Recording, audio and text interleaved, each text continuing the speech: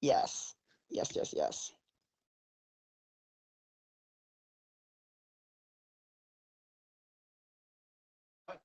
Oh, okay. So last week we went through the paper which was understanding mathematical reasoning. It touches on like chain of thought processing, chain of thought thinking and everything. This week, on a similar topic, we're going over this paper that was released by Meta on thinking LLMs, which is in the similar realm of things as OpenAI O1. And just so I know where people are at, have people read any papers or know anything about like chain of thought processing and test time compute or anything? I saw a thumb on the thing. Has anyone? You guys, you have? I've heard of chain of thought before. I haven't read papers about it though. Okay. Hi, I'm Josh, by the way. Hi, Alex. What have you read or seen on the topic? Yeah. Mm-hmm. We've seen a lot of papers about how various like other techniques that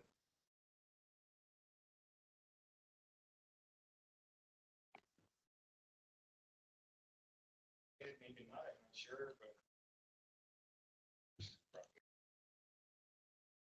Right. and but I imagine that they actually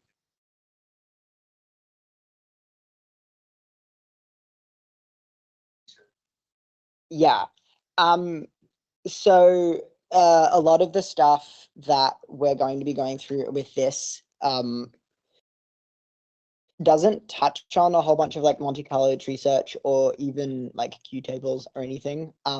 But it gives a good sort of overview of where language models are going. So for people that haven't don't have or like haven't really read about it or anything, the chain of thought prompting has been a thing for a while that was first discovered with like all the way back with ChatGPT 3.5, where there were people discovered that prompting the models to think step by step, like by asking it think step by step, ended up improving the performance of the like final answer. This is a presentation that I did on O1 a couple of weeks ago. And to go through like the specific thing, like zero shot prompting, where you just ask the language model a question like this: how many R's are there in strawberry? Often one of the reasons why it gets those questions wrong is it needs to generate all of the like the answer, but it doesn't really have anywhere to think out the solution.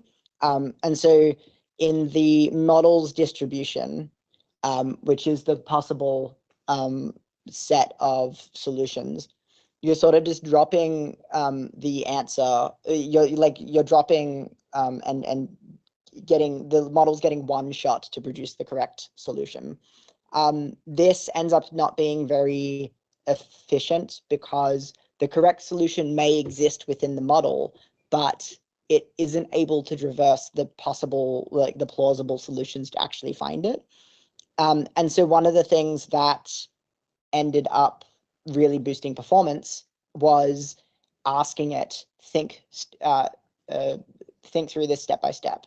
And this is a thing that, like, we can see here that we have most of the tokens that are produced ends up being like generated for just the someone's in the thing. Just for the thought process. So what this ended up doing is, if we go through like the same example, we get how many R's are in strawberry, think out the question step by step. it does eventually get to the answer, and one of the reasons why it gets to the answer is instead of just doing a single drop of the plausible solutions, the model can sort of traverse around inside the internal distribution and get to the correct answer.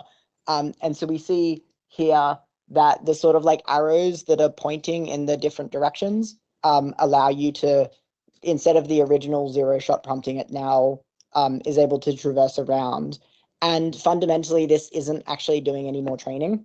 It's just getting the language model to sort of be able to correct itself once it starts generating tokens.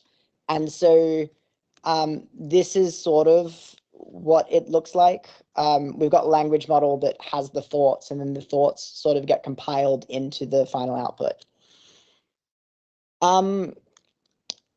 The reason why I want to bring this up is OpenAI's O1 ended up. DeBrush has a question. Yes. I didn't mean to interrupt. Someone has a question. DeBrush. Question 4: when we do chain of thought, does it kind of, okay, this is how I had thought about it, but I don't know if I'm wrong or how wrong I am. Say you have like thought 1, thought 2, thought 3. Does it kind of do like thought 1 and then give me an answer, thought 2, give me an answer, and then do a consensus at the end? Or how does it get to a better answer? If we look back to the specific example here, the reason why it gets to a better answer is because like the more tokens that it generates, it is the intermediate answers end up going into the context for the next for the next like thought. So if these here are thoughts, the number 1, let's first write out the word strawberry, and number 2, now let's go through the word letter by letter, counting the R's. Like the thoughts are sort of generated in a list format in this one, and one of the reasons why that works is to begin with this example here, we don't actually have all of the context to be able to sort of generate tokens and then see if those tokens are correct or not. But in this one here, we have that. And if there was to be a mistake in the logic of the thought process here, I guess the reinforcement learning pipeline, when the model is getting trained, would sort of squash out obviously logically incorrect statements. And so for logical reasoning like this, the thought process, like let's say, it counts it and then it has 2 + 3 = 4, or 2, now counting y 3, and that's like a 4 or something. In the reinforcement learning pipeline, that specific pattern of having incorrect math or something would end up being penalized. And so in the entire process of that thought, you would expect that the tokens in that would sort of be correct. And so the thought overall did some of the thinking in the token space. The other side of it is when it's generating a token, it gets 1 chance through a sampling process to figure out what that token is. But as it's generating tokens after that, every token that's generated after is able to look back at this one that it wasn't sure about and determine, it's a chance to figure out if it's right or wrong. So it's much better at reading its own work than it is at generating, just because it has more chances to proofread itself. That, yes. Does that make sense? So it basically starts expanding, but then it has a way of evaluating. I always struggled with this a little bit, like philosophically, like if it knew how to correct itself, why couldn't it correct itself from the get-go? But I guess the point of it is that it doesn't have to correct itself on the entire problem. It kind of breaks down the larger problem into smaller problems, and it's much Yeah. easier to figure out if any of the individual steps are wrong, and then somehow, and then black box. You might, And I think one of the things with it is that in the reinforcement learning pipeline, the chance that one of the reasons why problems like this end up popping up is the chances that somebody has asked this specific question, how many R's in strawberry, is probably very low. And so the distribution within the model isn't built up around this specific question.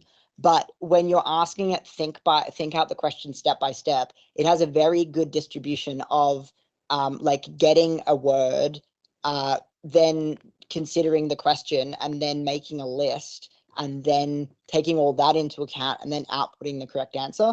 And so what essentially you're doing, instead of the very specific part of the distribution that you're asking this very specific question in, it ends up being able to be matched across a distribution that's built up more. And so the chances that it gets the answer right is higher. Interesting. What's the difference when okay, I think what I had read before was tree of thought, and this is chain of thought. Yeah. Yeah. So go ahead. they're slightly similar. We're not going to go into tree of thought specifically in this, because tree of thought is essentially like going down different paths, possible paths, and then evaluating which ones are right, and then trying to bubble that up. we did that paper about how the one where it would do some generation and then some kind of meta algorithm would pop in and say, hey, would I be better to rewrite this part? And then it can go back and resample it. And I think it's just that it's better being able to look at previously generated tokens for every new token just gives it a lot more chances to figure out if it made a mistake. It only gets one chance to write a token unless you have some way of rewriting. But that taken with a caveat, because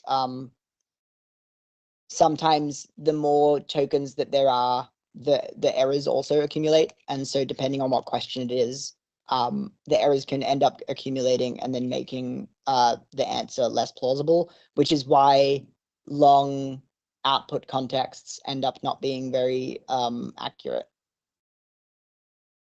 Yeah. Like the less is more adage, right?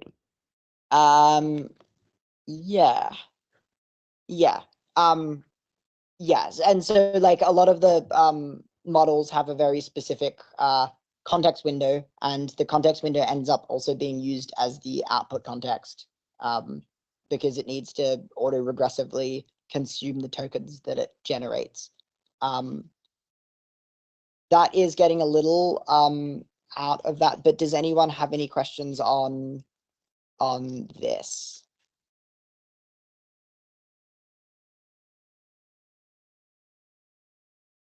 Yes. One is how much easier to code programming, because every like LLM has only so much depth, and so it can think about only let's just say thing on each individual but similar to humans, because if you are given a complex problem, you cannot solve it immediately. But if you take a pen and paper and you start writing, then it's much easier.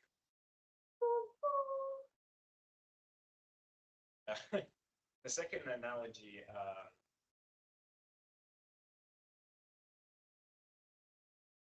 I guess just the depth issue, and also if you've read this Apple paper, I guess.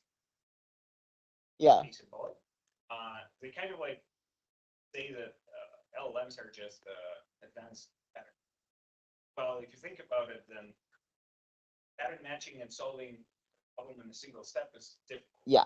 You have to know a lot of problems in order to step, but pattern matching on a sort of chain of thought is much easier. Yeah, because you've got more chances to match more programs, essentially. And also like any one particular problem likely to just randomly happen in the training set. Yeah. Whereas individual steps are more likely because if you train on some kind of textbooks. Yeah. stuff like So that gets us to that brings us to this paper back in last year, which is improving mathematical reasoning with process supervision. This was released by OpenAI, and the reason why I'm bringing this up is it gives a demonstration of how O1 is most likely trained. Instead of at the end here, we only assess the final output, we end up also assessing the intermediate thoughts. So like this thought is correct, the second thought doesn't make sense and therefore it's incorrect. And they have like this example. And so with the reward model is able to mark whether intermediate steps are correct or incorrect.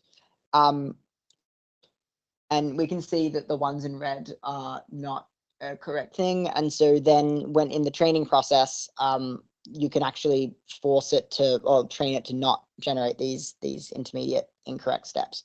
How is it scoring those as correct or incorrect? I am not sure. I don't necessarily want to get into that right now, just because it's a little bit out of scope. But say human rate in your diagram. yeah, so this is with the original paper that introduced process supervision. And yes. Seeing the human labeled reward model, it kind of gets me thinking that this probably came pretty organically out of their moderation and content policy checking. The paper did it specifically on mathematical reasoning, and they used Mechanical Turk data. So they had quite a lot of data. One of the things that, just going to it, this is the last one of this presentation that I'm going to show, but in this, we can see that now, before we had the chain of thought reasoning, where we were sort of doing the weight updates to sort of traverse the space. In this one here, it's much more efficient, and the path from the first sort of thought process to the final answer gets pushed multiple times because we're doing updates on all of the thoughts. And so then this is essentially how OpenAI O1 works. And when it's generating thoughts, it's having intermediate thoughts that are getting rewarded or penalized for if they're correct or not. What are the gray versus green? They're the previous thing. Essentially the previous set of like the thoughts and everything. If we compare this to this here. So gray is what it would have done without training. Yeah. Green is green are the weight updates now compared to the previous step. Isn't that the black? No, the black and the black is the result. The black is the result. The main takeaway to get from this is there's a straighter path, essentially. The reason why I bring this up is in this paper here, Thinking LLMs, General Instruction Following with Thought Generation. They attempted to give sort of like chain of thought reasoning or process supervision to all models. So they're taking Llama 3, 8B, and then trying to add a sort of like thought process to it. Are they fine tuning a new model, or are they just changing how they prompt it? They're changing how they prompt it, but they're only rewarding on the final output. What do you mean rewarding? So they're not doing, so OpenAI O1 ends up doing intermediate rewards. Okay, so but wouldn't that involve fine tuning a new model? Not Yes. well, So they're fine tuning a new model. Okay. that's during obviously the fine tuning phase. During inference, there are no parameter No. Yeah. So I'm going to start with this one. Was that part confusing to anyone? Because I did seem to go a little bit off what probably was necessary. Did that make sense? Does anyone have any questions?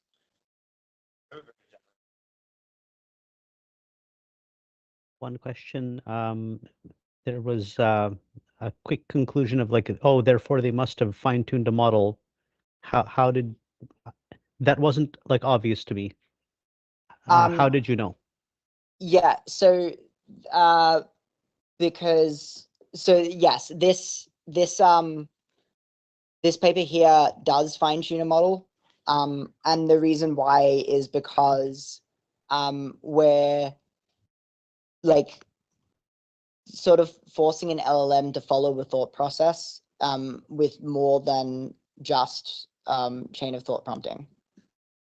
So that sort of lends itself to fine-tuning. Thank you. So from what I've skimmed of the paper, it sort of seems like they're just doing direct preference optimization, but using thoughts instead of just conversational chat history data. Yes, but yeah. Yep.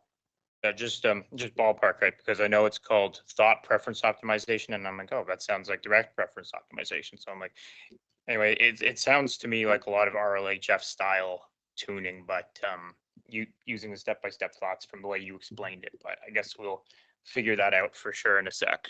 Yeah. So starting now with the abstract, LLMs are typically trained to answer user questions or follow instructions similarly to how human experts respond. However, in the standard alignment framework, they lack the basic ability of explicit thinking before answering. Thinking is important for complex questions that require reasoning and planning that can be applied to any task. We propose a training method for equipping existing LLMs with such thinking abilities for general instruction following without use of additional human data. This is a really big point. As this one here required a human labeled reward model here, but this does not do that. We achieve this by an iterative search and optimization procedure that explores the space of possible thought generations, allowing the model to learn how to think without direct supervision. For each instruction, the thought candidates are scored using a judge model to evaluate their responses only, and then optimize via preference optimization. We show that this procedure leads to superior performance on AlpacaEval and Arena-Hard, and shows gains from thinking on non-reasoning categories such as marketing, health, and general knowledge, in addition to more traditional reasoning and problem-solving tasks. So some things to point out here. The direct supervision is one of the parts that is quite interesting about this, because one of the reasons why you want to do something like thought 1, thought 2, thought 3, and then do reward for each thought is you're giving more dense feedback. So imagine I like to bring this example up where in one of my jobs I was given a like an issue to a piece of code to write, and then I would write my piece of code and raise a pull request, and then like after 3 weeks the senior engineer would then just give a wall of text on why, like, you know, it wasn't good enough or something, and basically say like, this isn't good enough. Instead, people, and this is just not just a thing for the language models, just people in general learn quicker if, you know, through the process I was told like, oh, this isn't how we do this, and this is how we do this here, instead of me getting to the end of the 3 weeks and then needing to like change everything. So the language model, like, I would have learned quicker if I got more direct feedback on the things that I was doing wrong, and instead of more general feedback at the end. And so this is why OpenAI and like this mathematical reasoning paper from OpenAI was really interesting, because it gives a reward at each step. The reason why this is interesting is because the OpenAI paper relies on a lot of data for each step. This one here goes for the approach where instead of having a lot of data, you just you sort of allow the model to think. You're not doing direct supervision on every single thought, but you're able to just judge whether the final answer was correct or not. And so whilst it might take longer to converge, because you're giving less feedback for a particular thought and answer, you require less data to start with. And because you require less data to start with, it ends up being a more general solution. The other thing to note about this is that showing gains from thinking on non-reasoning categories such as marketing, health, and general knowledge. A lot of the process supervision papers have often only shown that they increase performance on like mathematical reasoning and everything. And so this is a quite interesting outcome from this paper. Are there any questions, queries, comments?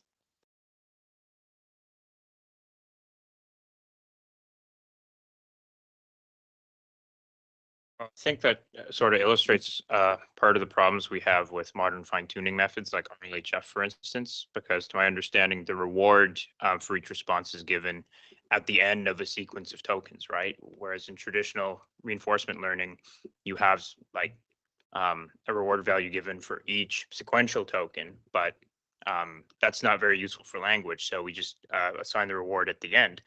But I guess you're saying the benefit of this is it splits it up into multiple steps rather than just assigning it way at the end as per your pull request.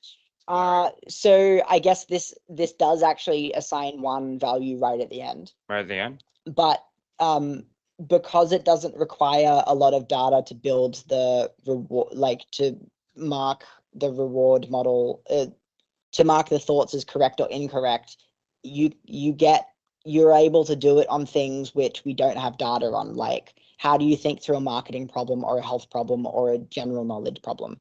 On the non-reasoning categories, this is sort of the breakthrough of this paper. Interesting. Okay. Yeah. So does this mean it can only be as good as the judge model? It means that it ends up finding its own way that is best to plan solutions, as opposed to following a human labeled data example. Okay. They also, because they're using direct preference optimization, they're not using a reward model. Okay. Yeah. Yeah. Okay. So to get through this, I guess the interesting thing from here is I will read through this. Large language models, LLMs, are based on the transformer architecture that predict next token at each step. Each token takes the same amount of compute. So when LLMs are prompted with a user instruction, they have a fixed compute budget to generate the first response token, regardless of the instruction's complexity. One way to increase the compute budget for harder instructions is to allow LLMs to think internally before outputting a response. This is similar to humans who will take more time to think before answering complex questions. One approach is to generate thoughts as text, which takes advantage of the natural language capabilities of LLMs.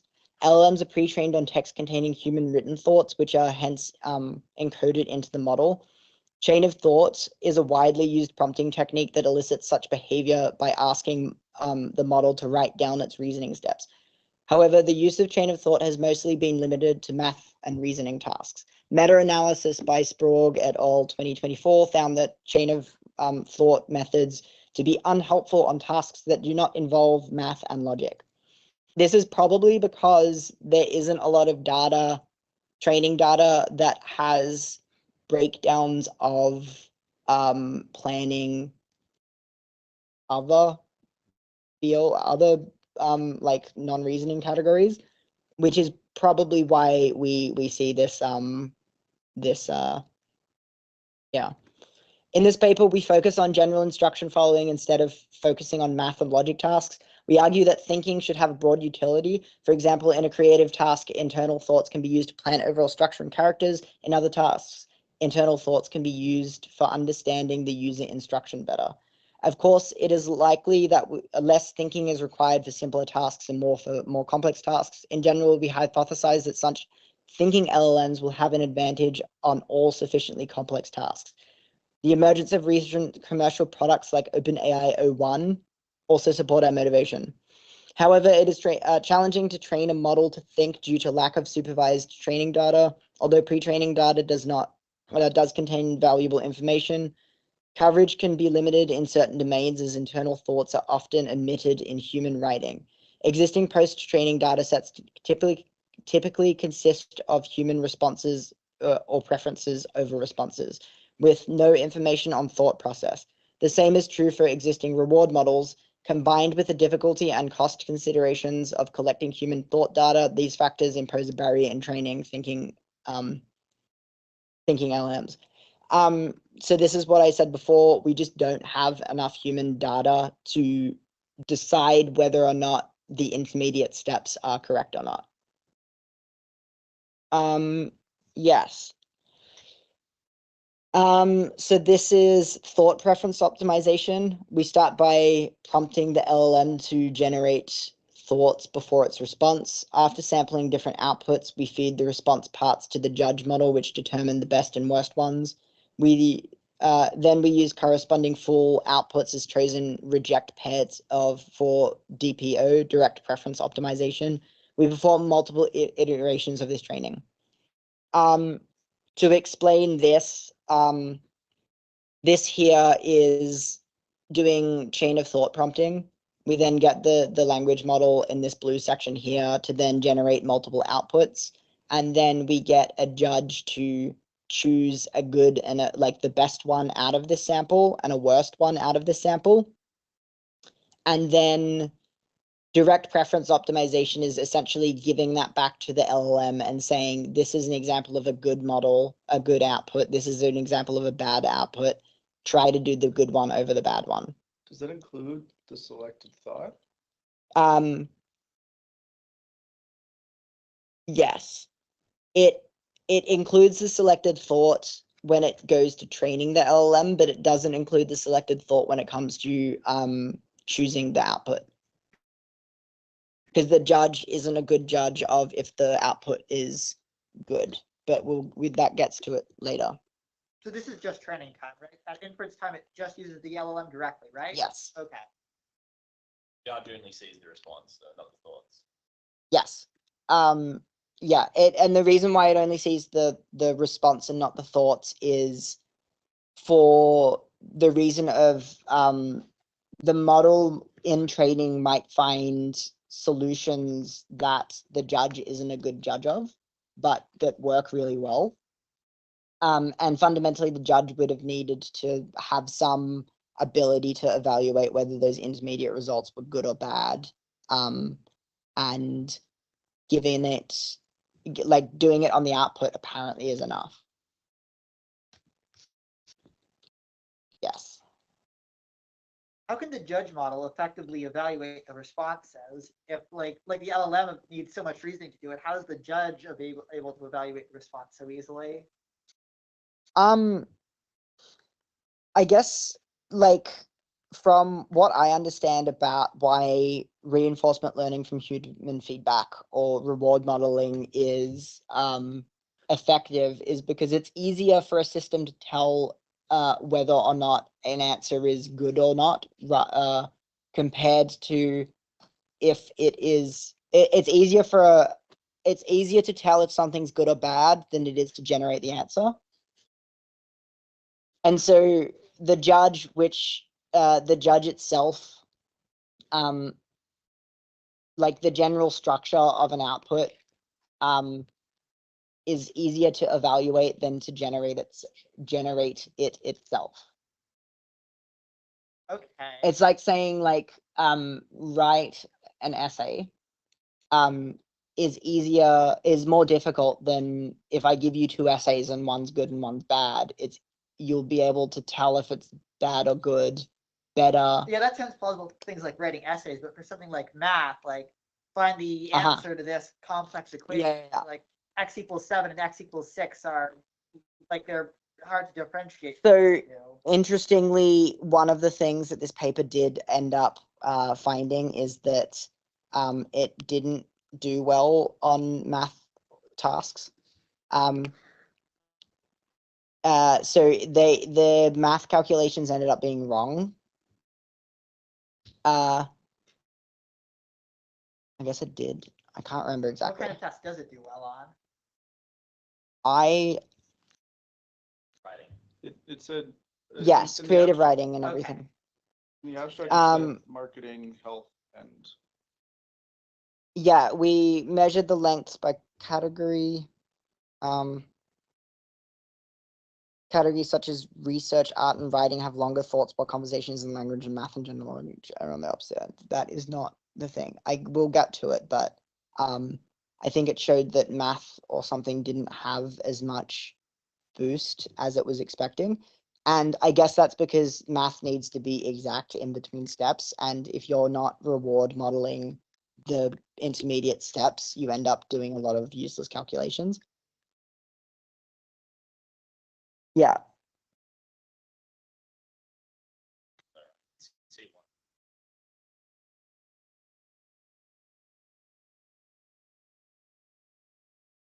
You do something like hash value the soul.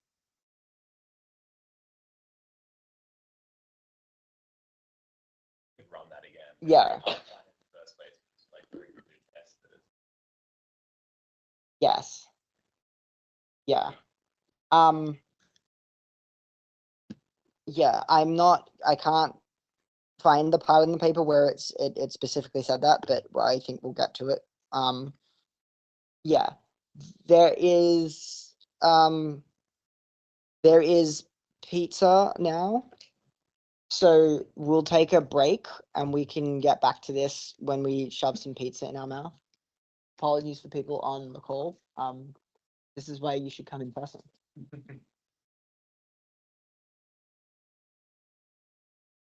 Hector, I think there's food in the fridge if you want some.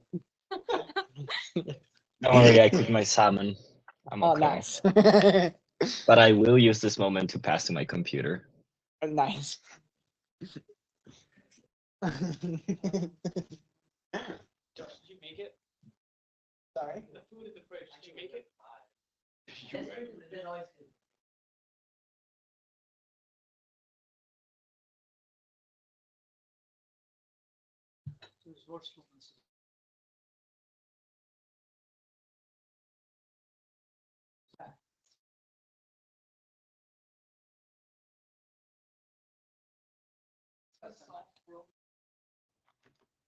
So, are we taking a break now? Yes. Go.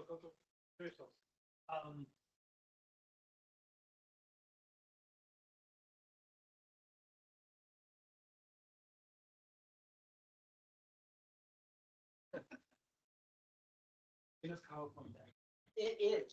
That is true. So yeah, there's one vegetarian and two quote unquote normal.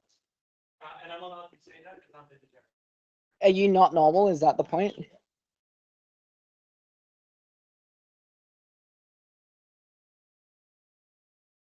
Why was that? Where were you? It was great. Oh, what, 10 minutes on ChatGPT. So you should have used you should have used thinking LLMs to think through the problem.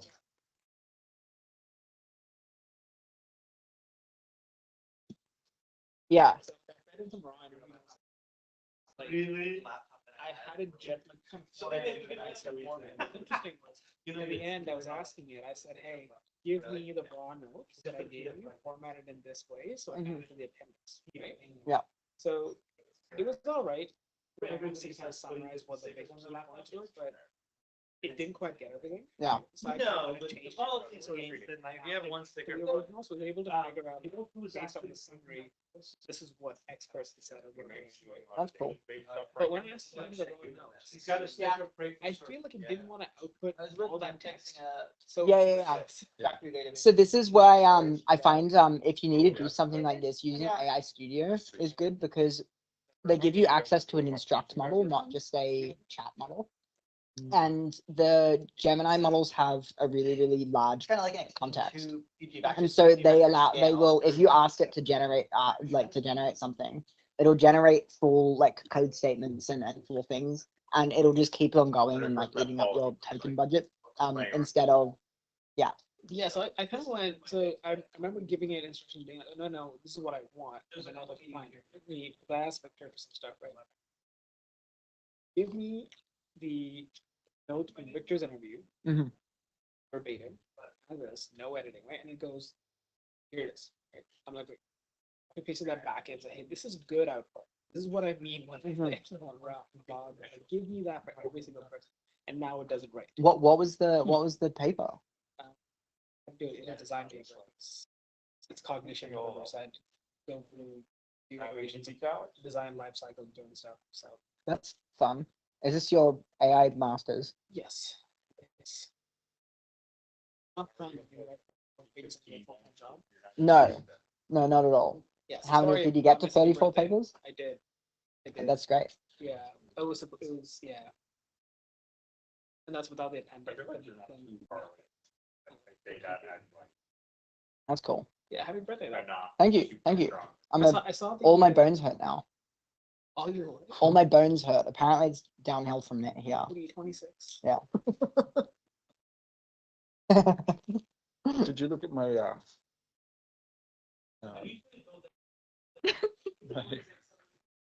That's what I said. my blog, the date blog? No, I haven't seen that yet. Marginally mummified.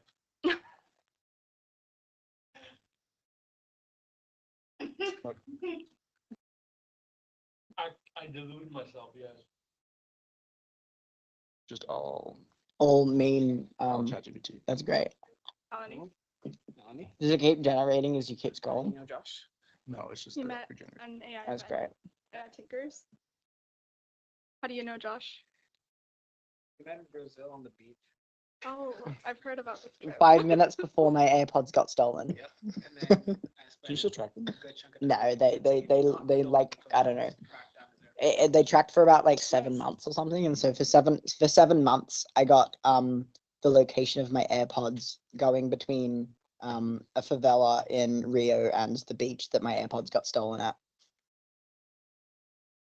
And wanted to go just a bit less. At some point, yeah. I'm assuming you didn't do a ROI calculation on that. No, well, so my ROI often is that I'm so cute that no one would want to harm me, and often it has 100% of the time it's been true. So I don't know. I would have just asked him for my AirPods back, but who knows? Getting mugged in an alley, you just give the attacker puppy eyes and they. Yeah. Yeah, that's never gonna work for me. Would you mug this? Hello.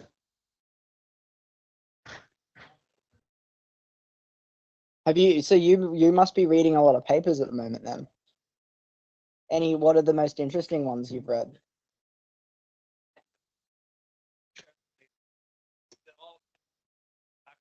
Oh, that's great. You could run a session like this sometime if you wanted to do even more work.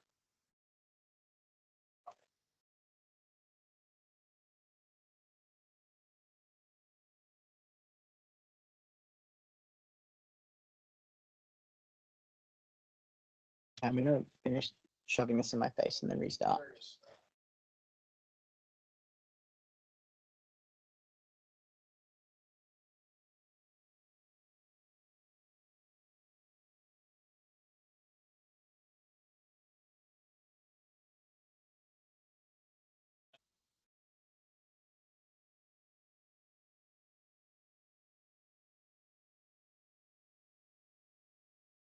Um, so I think the topic is interesting because I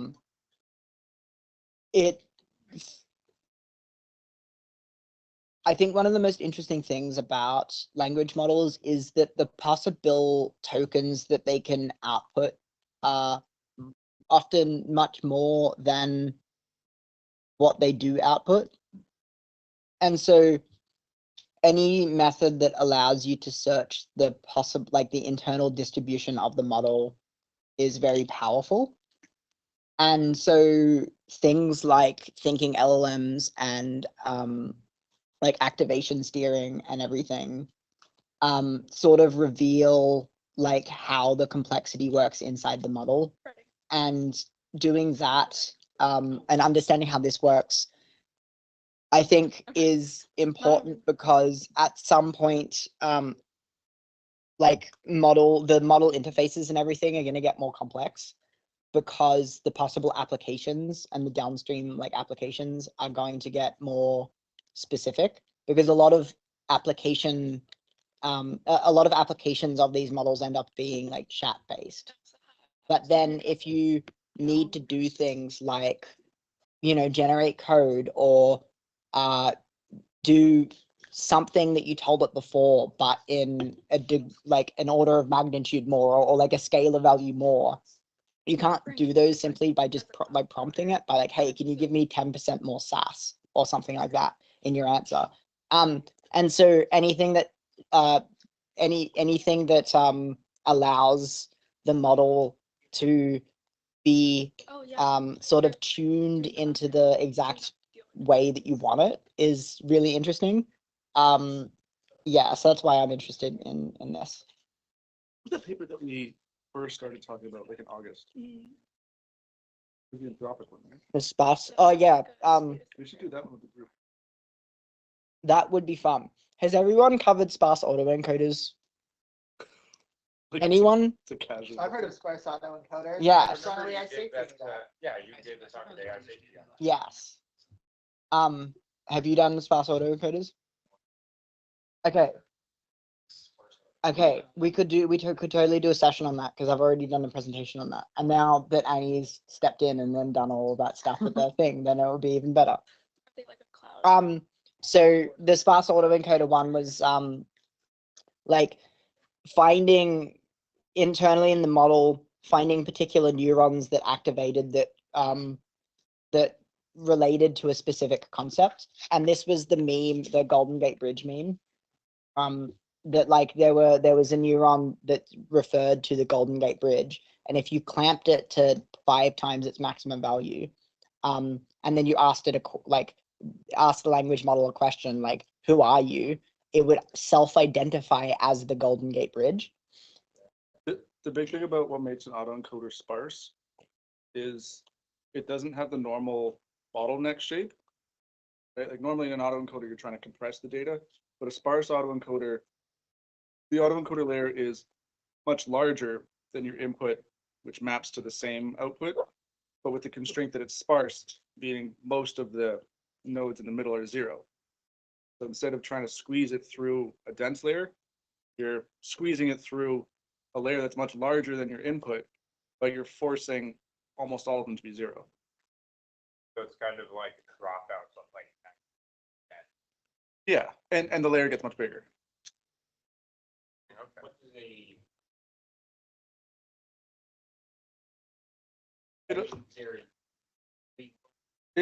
So they're re-encoding one of the latent layers between transformers. Like the activations of the model happen. Yeah. For the Anthropic model, they did have so. But the interesting thing was that once you've got that sparse autoencoder trained, they had, I think, 30-something million nodes of their autoencoder, and individual neurons within that they were able to just kind of manually figure out, okay, this one corresponds to the Golden Gate Bridge, and that's how they clamp it up or down.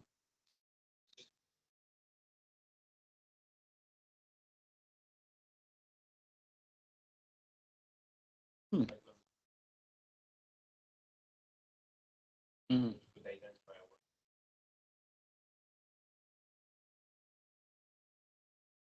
a word? I'm going to continue and go through this. The goal of this paper is to investigate the possibility of converting existing LLMs into thinking LLMs that work across a wide variety of tasks without any additional data.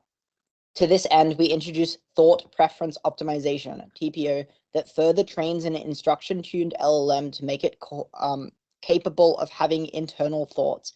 Our method is simple and reuses many parts of existing training pipelines. The LLM is first instructed to produce an output sequence that can be divided into thought and response pairs. The thought part is considered internal and not part of the response shown to the user. We optimize this through the response output through iterative reinforcement learning from AI feedback training. So that is, instead of asking a human what the better option is, you just ask another like ChatGPT or something, which is pretty OP.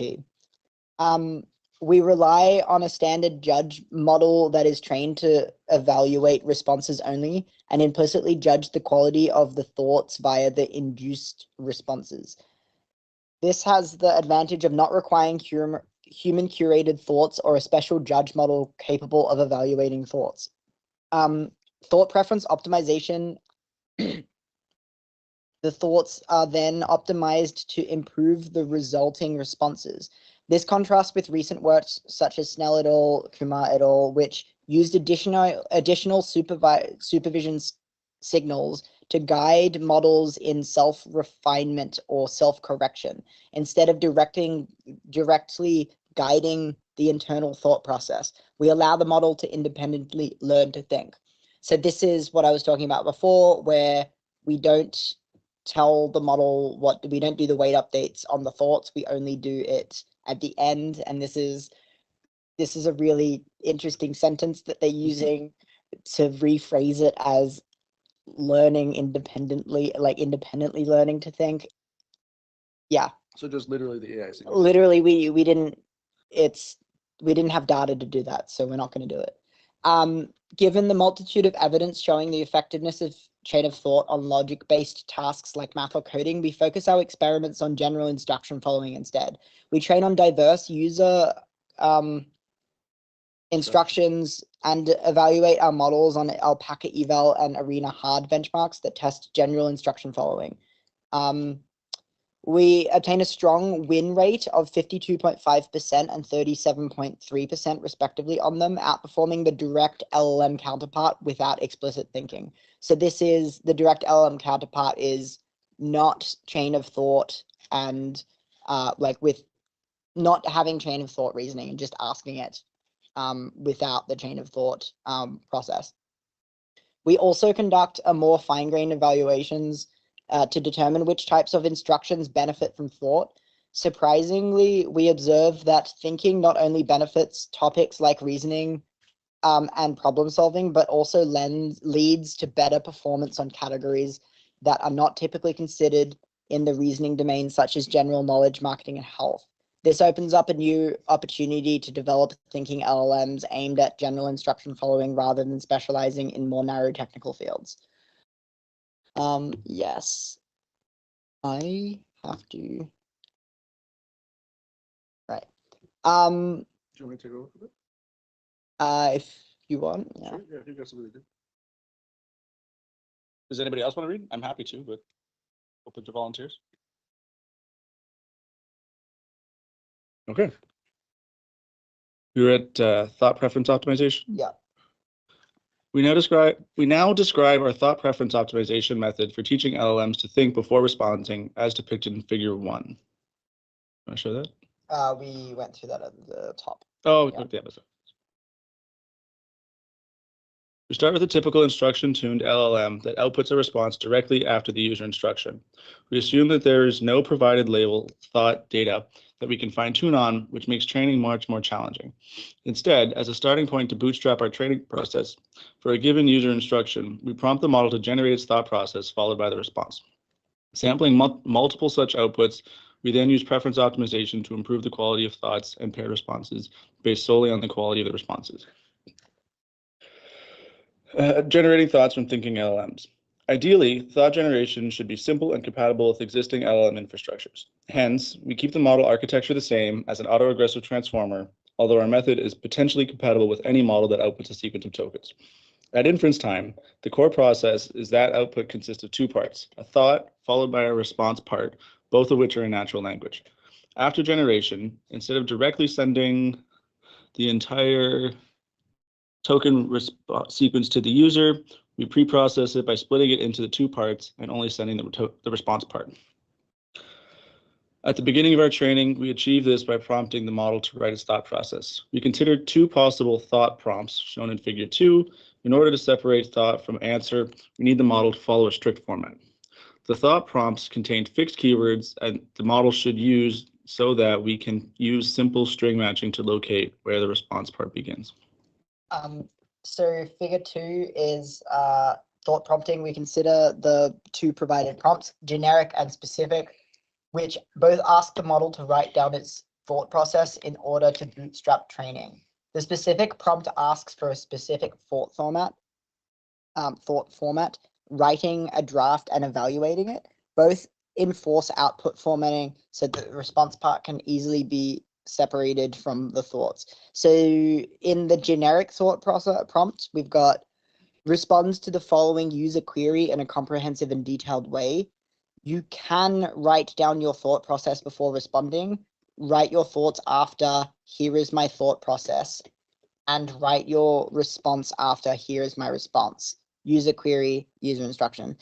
The specific thought prompt is responds to the following user query in a comprehensive and detailed way, but first write down your internal thoughts. This must include your draft response and its evaluation. After this, write your final response after this token here. The things to note here is that the generic thought prompt has, you can write down your thought process before responding, and the specific thought prompt has, you must include your draft response and its evaluations, and also instruct it that it must write down its internal thoughts. The reason... Do you think they turn that bracket R bracket into a token? I am not sure. I'm not sure. I think they probably wouldn't. That seems pretty logical. Because But I don't know if you they mentioned it. do a lot of training for it to start understanding the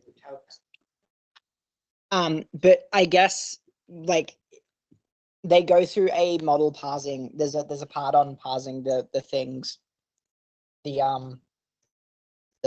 outputs. It sounds like they're trying to stay model agnostic, Yes. which I guess is a point against for a custom token for it. I don't think that if it was 1 token or 2 tokens or 3 tokens or something, I don't think that would matter too much there. I agree.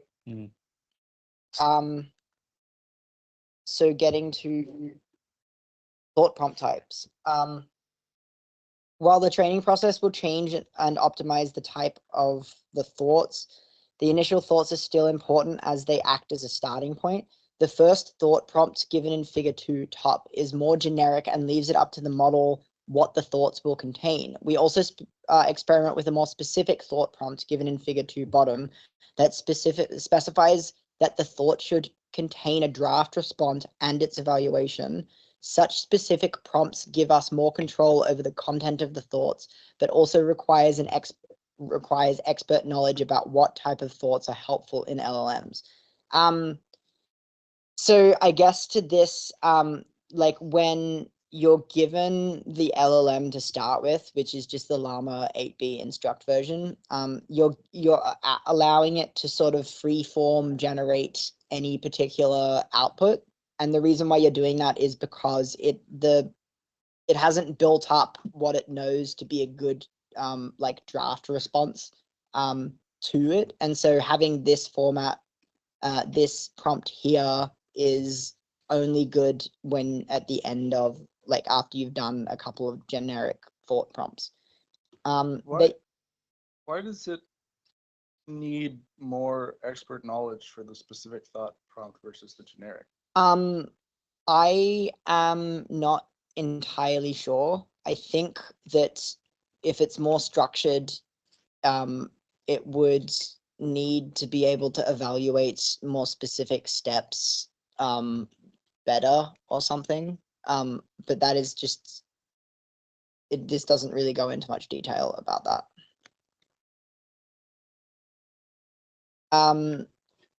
I think they might touch on it after, so let's continue for now. Making thoughts internal. As we mentioned, the thought part will be hidden from our end user and only the response part will be provided to them. This differentiates our outputs from chain of thought prompting, where the reasoning steps typically become part of the overall response, sometimes without there being a clear distinction. While the latter might be useful in certain cases, like solving math problems, in general, the user expects to receive a response without excessive intermediate reasoning steps. Hiding the thought part allows it to take many forms that are usually not interesting to the user, making mistakes, drafting responses and evaluating them, trying to understand the question better, etc. Of course, we can also give an option to reveal the thought part of the user for the purpose of interpretability and for analyzing the underlying thought process behind the response. This is similar in the O1 models that don't actually allow you access to the intermediate thoughts. In theory, the thoughts can take any form that is comprised of generated tokens and do not even have to be in natural language. Their primary goal is to allow the model to perform extra computation to improve the quality of the response. However, thoughts in natural language have several benefits, such as taking advantage of human-written LLM pre-training data and allowing humans to inspect and interpret the behavior of the model. Hence, we use this setting because current LLMs can generate thoughts well in natural language. Optimizing thoughts via preference optimization. While our initial thought prompting generates thoughts via the instruction-tuned model, they are not optimized to be actually useful in making the response better. We find they typically underperform thoughtless direct responses, which instruction-tuned LLMs have been heavily optimized for. Therefore, we need to train our model so that it is better. It makes better use of thought generation. We employ the reinforcement learning from AI feedback, RLAIF paradigm, where we generate from the model and rank its responses using the reward model that acts as a judge. In particular, we use direct preference optimization for its simplicity and efficacy. Unlike conventional RLAIF, we will not feed the whole model output to the judge. Instead, the judge can only see the response part of the outputs, so the thought part cannot influence its judgment. We chose this approach for several reasons. First, there is a lack of a judge model that is capable of evaluating internal thoughts. Building such a judge is inherently challenging because it is hard to collect human thoughts. In any case, even if such data was collected, it is not clear if human written thoughts will be equally useful for LLMs. Secondly, the ultimate goal is to provide better responses to the user. Thus, it might be better to optimize the final objective instead of relying on an auxiliary objective that might not align well. Our training starts with a seed model, M0, that is instruction tuned directly to respond to the user instruction. We also need a data set of user instructions, xi, the set of xi, to begin training the model. At each training iteration t, we feed instructions into the current model m sub t, along with our thought prompt p, as described in section 2.1. So this is what we mentioned before of allowing, like, we don't have data to evaluate intermediate thoughts. And I guess this part here also concretely describes why, like, sort of why it's better, why it ends up doing better at non-reasoning tasks, because we don't really have any data on how is the best way to think. And so allowing the models to figure it out itself seems to be really useful because you're not doing those thought process like weight updates, for example. So is this, Yes. is it it's the same base model, and it's like a fine tuning, but in like the same way you take a document model to an instruction tune, you just instead of instruction tune, you just not instruction tuning. Yeah. Yeah, and in the table over here, we've got instruction-based instruction, the instruct version, the instruct versus thought prompt, and the direct response baseline. So like we're taking the Llama 3 8B instruct, and then we're doing these things. We're like having different versions on them. What's the difference between Llama 3.8b instruct and Llama 3.8b instruct plus the thought prompt and the direct response baseline? So this one here is what we're doing is we've got 4 different experiments. The Llama 3 8B instruct is using the vanilla language model on these benchmarks. So that was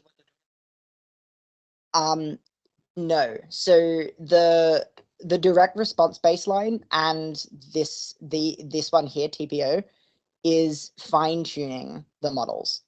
But the direct response baseline, you're not fine tuning it on the thought process. So this one is only getting fine tuned on the final output, and it's not being taught to thought prompt to do chain of thought reasoning. This one is this one here is doing chain of thought reasoning, but it's not getting fine tuned. And TPO is getting thought prompted and doing like preference optimization. okay. Yeah, and so that's essentially what it's showing is that with yeah, the TPO works the best. That's with AlpacaEval we're getting 52, and with all the other ones, interestingly enough, direct response baseline does get pretty good, but it's still not as good as the intermediate thoughts. And so what they're showing is that the intermediate thoughts are both better than just fine tuning it for the final answer, and better than just doing the chain of thought prompting. Doesn't really make sense to compare the top 2 to the bottom 2 though, because I'm tuning on that answer basically. Yes. So like, yeah, like clearly it's going to get better if you keep testing it and being like, no, that's not there. Yeah. Like a bunch of times, but it doesn't make sense to compare the like direct response. The direct response to the TPO, yes, because that's the big thing. Like, does the TPO actually end up improving at all? And it does. Going back here, this is the interesting part because we have a number. So this here, MT, M sub T of P plus Xi maps to the set of Z sub K, Z sub I of K, super K, of Y of sub I. Anyway, this here is essentially saying that we're getting the model, we've got the prompt, and then we have the prompt here is concatenated to the context. The plus means prompted concatenated as input context to the LLM. For each input, we sample K less than K outputs, each containing thought, Z, Ki, and response pairs, Y, Ki parts. What's the difference between the prompt and the user instructions? So the prompt here, P, is our thought prompt at the top. So that's always the same. That's always the same. That's like one of these, the generic thought prompts or okay. the specific thought prompts. And the X is then the question. Right. And then what we're getting out of that is the Z, which is the chain of thought Right. reasoning. And then Okay. we're getting Y, which is the final output. So for instruction, there's I instructions. Each prompt, common prompt plus specific instruction gives you a Z it gives you K of like K separate samples of a Z is a prompt, or Z is the thought response part to instruction I, and then Y is the actual returned response. Yeah, to so essentially for every question that we ask, we get K different versions of it. Mhm. The preference pairs are made up of. Did they mention what they used for K? Yes, they do later. So in this we get the response parts. So the actual thing, the answer, not the thought process. And then we have J for scoring, which is just saying whether it's good or not. And then we end up scoring it on the pointwise judge model that takes a single response and outputs a scalar score. So we're taking our case response for our prompt, and then we're getting S, which is just a number. The score. We also consider judge models that take pair of responses and output the winner. In this case, we apply the judge model to all possible pairs from the set of responses. This includes swapping positions in order to reduce the position bias of the judge. Once we have all pairwise winners, we convert those to individual pointwise scores, S, using ELO scoring as performed in Wu et al. 2024. See Appendix B for more details. So essentially here we're getting our outputs and we're assigning a value to how good they are. And sometimes, yes, there's a pairwise done on this where it's given two different responses. And if you've used ChatGPT, sometimes it asks you if you prefer one or two, and that's what this is doing here. And then we select the highest and lowest scoring responses as chosen and rejected to construct the preference pair. Note that the preference pairs contain both the thought and response parts. So whilst the model isn't scored on the response part, the pair itself contains the response part. So we can see that here the pair has the response part and the answer. And so this first part is the chosen, like the good example, and the second part is the rejected, like the bad example. Using this process, the model can learn which thought led to a better response.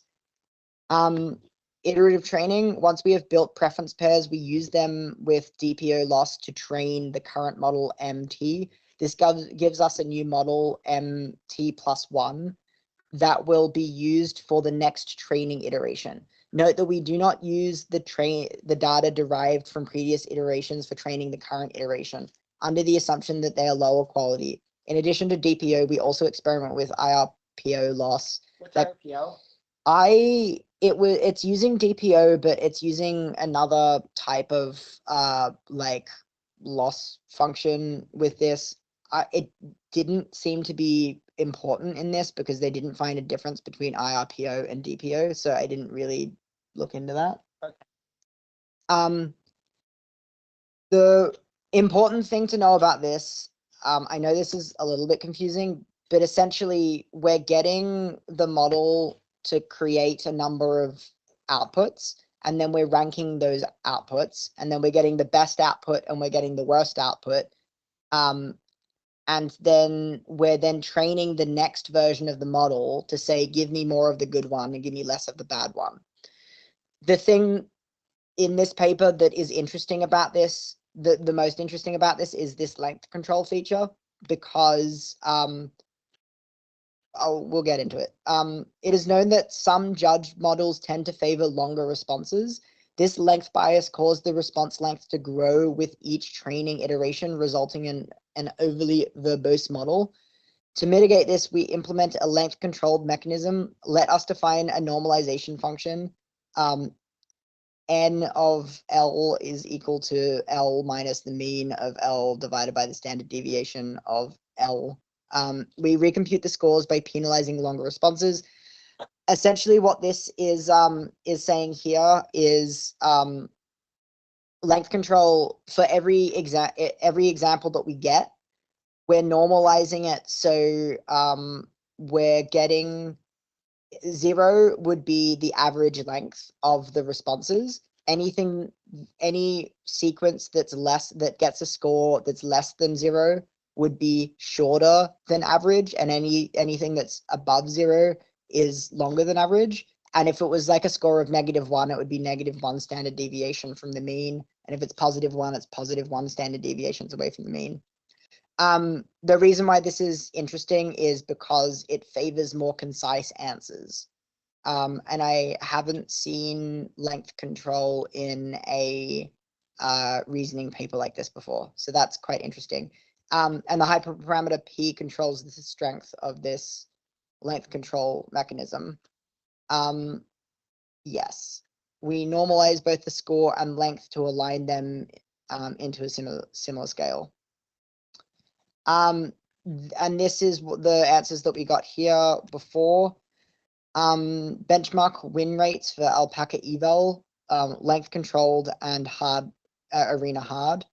We compute our method thought preference optimization TPO to the direct response baseline, Llama 3 8B instruct and Llama 3 8B instruct using thought prompting. The latter, which does not perform well, is used as initialization for the first iteration of TPO training. TPO optimizes thought generation during iterative training, which then outperforms the baselines. We also include several well-known LLMs of reference, which are typically larger than our TPO model. This is interesting because, yeah, these ones are only 8B, and with the TPO, we are getting a significant boost from the thought prompting, which we already showed does not do too well. Are there any questions, thoughts, queries, comments? Talk about the meme of the guy mining for diamonds. They Which one? They do, like, imagine you start off, you do the thought processing, and all of a sudden it does like half as well as it did without your thought prompt. You gotta Right. be committed to finish out the experiment Yeah. to actually get it. That's the one, yeah. Yeah, that Yeah. one. Yes. Yeah. I thought I What? got it, but I'm not sure I understand the difference between AP instruct and the direct response baseline now. So the direct response baseline, the direct response baseline is fine tuning on, if I can,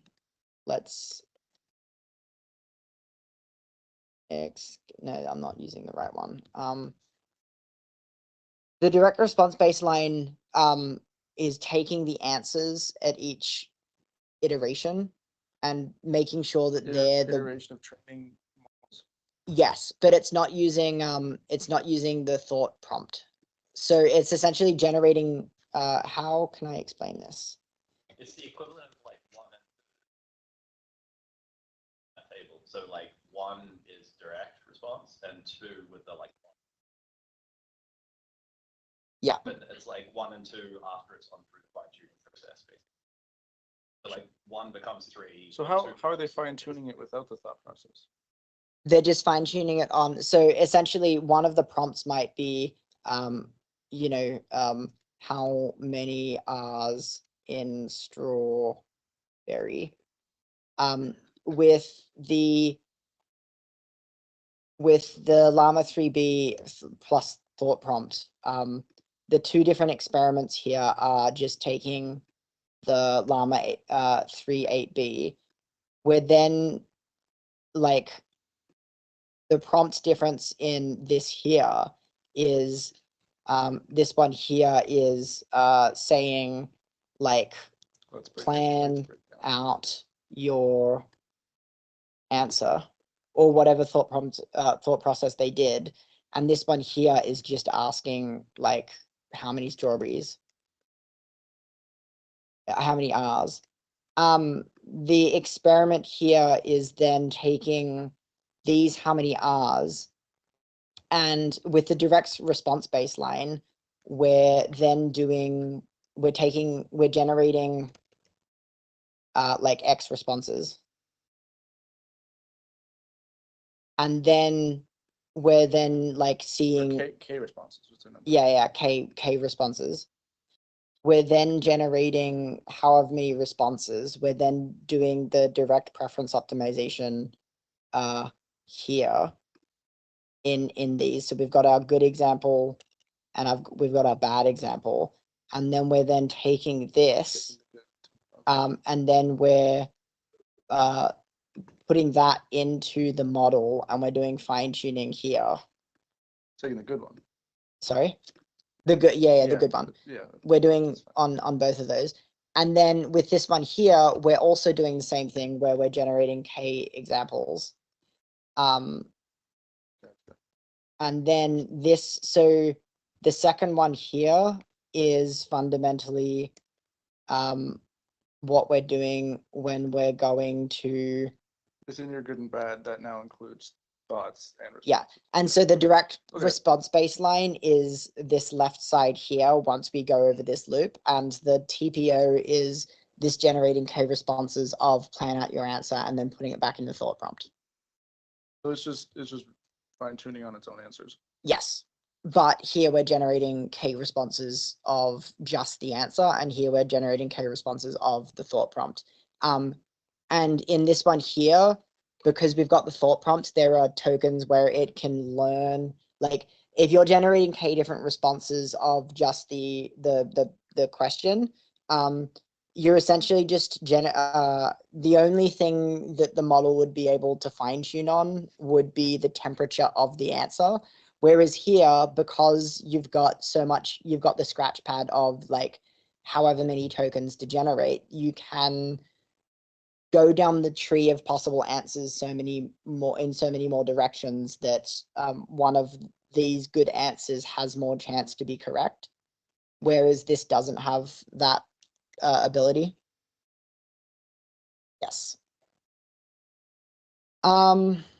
Okay, so I'm just seeing how much more there is.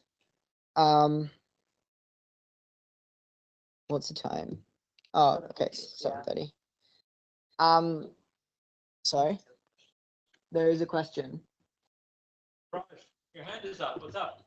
Yes, quick question. In your diagram that you drew, you had the right side and the left side. In the right side, it's like recursive. How do you know when it stops? So in the example, in the answers here, we get this diagram here, which shows the win rate of TPO over direct baseline after the training iterations. I guess they sort of arbitrarily chose 4 to stop the training iteration at. Yeah. Okay, so generally they found that after 4 iterations, the right side beats out the left side, and so stop. I wasn't too sure about this, to be completely honest, because I think it's just because the win rate of the TPO starts going down after 4, so that's probably why they stopped in my eyes. Yeah. Only going down after 1 iteration though isn't really good enough to tell. Yeah, but these I'm sure are big iterations. Yeah, that makes sense. But is it not, I mean, since we're, okay, here we have like the orange and the blue line. This implies that they are comparing both models against each other. So in the recursion process, the right-hand side, is it actually looking at the left-hand side answer and saying, does the judge say it's the same judge in both cases, yeah? Yeah, isn't it? In Alpaca, these are 2 different benchmarks. But not the judge, the reward model. Not the This is the reward model is what reward model? There isn't the one that selects which sample of K is the reward model. is the judge. Didn't they call it reward? They called it judge here. They did call it judge. Yeah. This win rate is the model's performance after training on like each of these tests, right? And I think with win rate, I tried to look this up. Like, I think there's like a base comparison that they consider the like correct response. So like win rate is like whether you were better than the like correct response, basically. But I'm not entirely sure I mean, what how- the like base comparison is on these. How the evals work is a big question that I think is interesting. I don't know if we have. Can we go into that at all?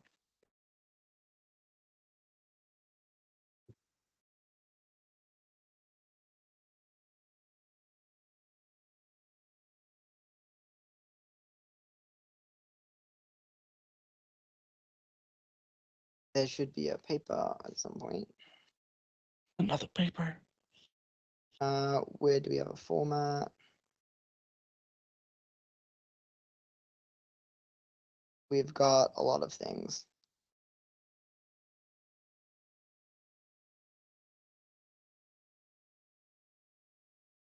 Show me the abstract of that? I was just gonna go and plot it. Sure.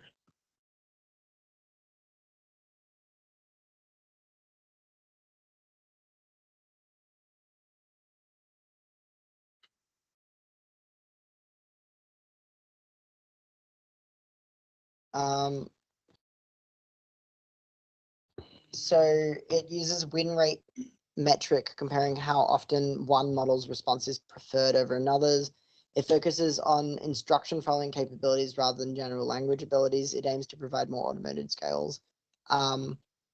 So I guess it ends up just giving the model, I think it gives it gives GPT-4 or something, the baseline and the TPO, and then I guess it would ask which one is better.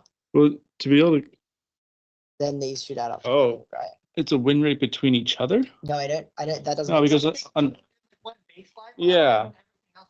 Alpaca eval evaluates everything against that one baseline model. Yeah. I think usually you use GPT-4 as the general baseline model. It doesn't say, it says. But they also use GPT-4 to Yes, determine right. who is better than It uses GPT-4 preview for alpaca eval as the baseline. Like everyone who uses alpaca eval uses GPT-4 preview as the baseline. Okay. Right, so you get to choose a model baseline for this. Yeah, alpaca eval GPT-4 preview by the provided GPT-4 based auto annotators. Alpaca eval displays a high agreement rate with ground truth human annotations, and leaderboard ranking on alpaca eval are very correlated with leaderboard rankings based on human annotators. Okay, so it's getting GPT-4. Like one of the questions in alpaca eval is how did US states get their name? And then you have you just compute once what GPT-4 says for everything, and then you say like, what does this model do for everything? And then you ask GPT-4, which one of these do you prefer? Right. So it is the same model that's generating the baseline and also deciding which is better. That's not a requirement. I think that might be the case. Do they talk about the scale of like data and samples and stuff? I'm curious to see that. In this? Or No, in the paper we were doing. It says that they only do however many k equals 8 responses per prompt, which isn't a lot. How big was that? In Alpaca Eval 2.0, they use GPT-4 Turbo for the reference and the both the scoring it and the generating the baseline data. They don't have to do that. You could use any two models. They're just making it consistent throughout everything, essentially. Yeah. Do they? Interesting. I mean, the judge wouldn't matter if you change it, but clearly, like the comparison matters. Yeah, that would be weird. Well, the judge is just a model that puts out a scaler. The judge isn't put out a scaler. This isn't, but this is oh yeah. The judge is for the eval, the eval judge. training process. The alpaca eval is for the evaluation. Yeah. So many overloaded terms. Sorry. So many overloaded terms. Yeah, Yes. There's a bunch of judges. Yes. And yeah, we use Llama 3 8B instruct as a seed model in our training. As a judge model, we consider two choices of models: self-taught evaluator, STE, not straight through estimator, RM. STE is an LLM as a judge model based on Llama 3 70B instruct. Given two responses, it outputs its preference in natural language rather than generating a chain of thought. RM is an 8B reward model that directly outputs a scalar score to a single response. For initial experiments, we use synthetic instructions for training. These instructions are generated from Llama 2 70B chart using 8-shot prompting consisting of random samples from the Open Assistant dataset. For later experiments, we switch to ultra feedback, which contains actual human instructions. Each training iteration uses 5,000 instructions that were not part of the previous iterations. We generate K equals 8 responses per prompt using temperature 0.8 and a top P of 0.95.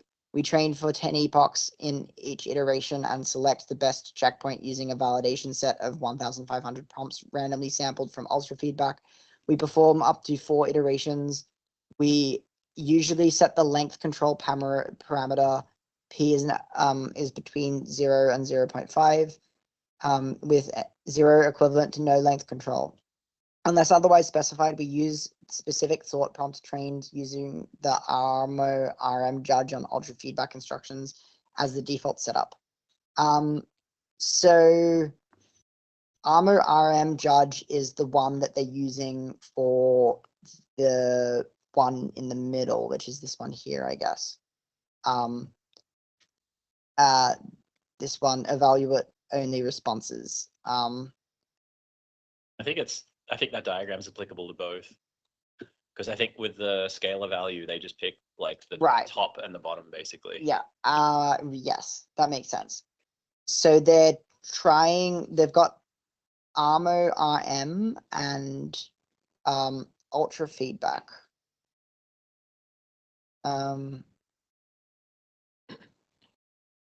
That makes sense, I think.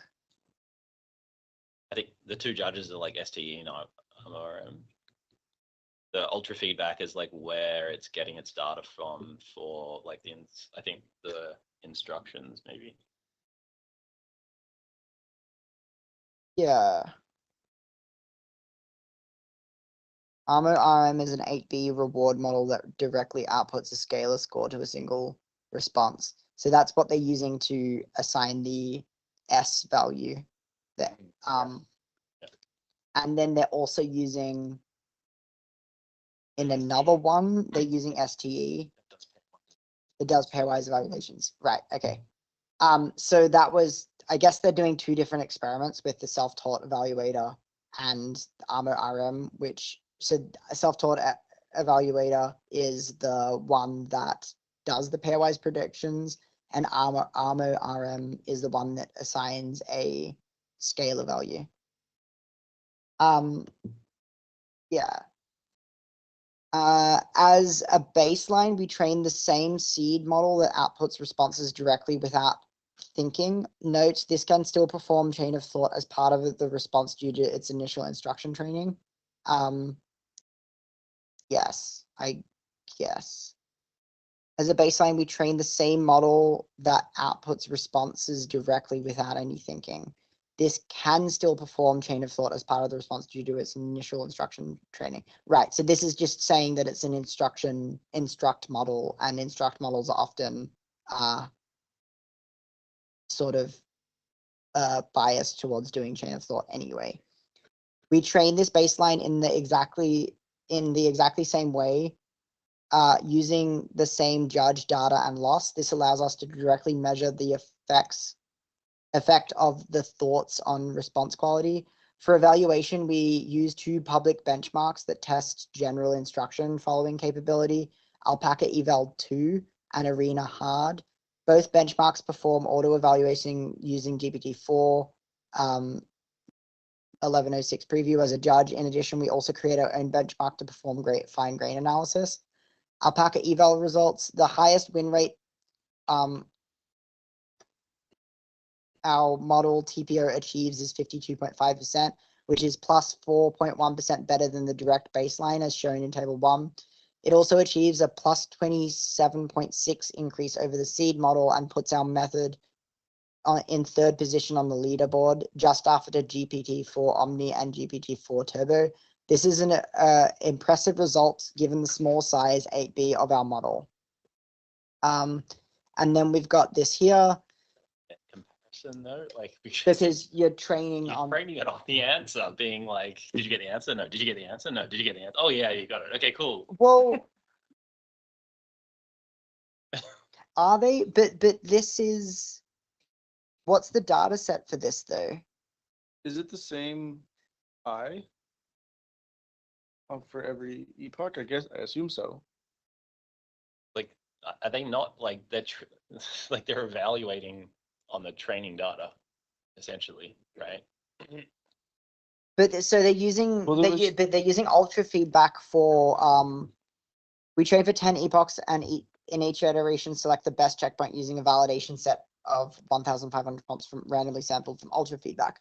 I don't think ultra feedback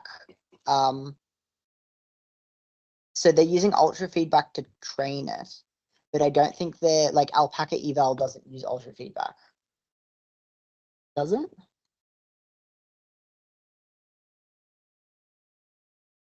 Yeah. But I guess is yeah, like does the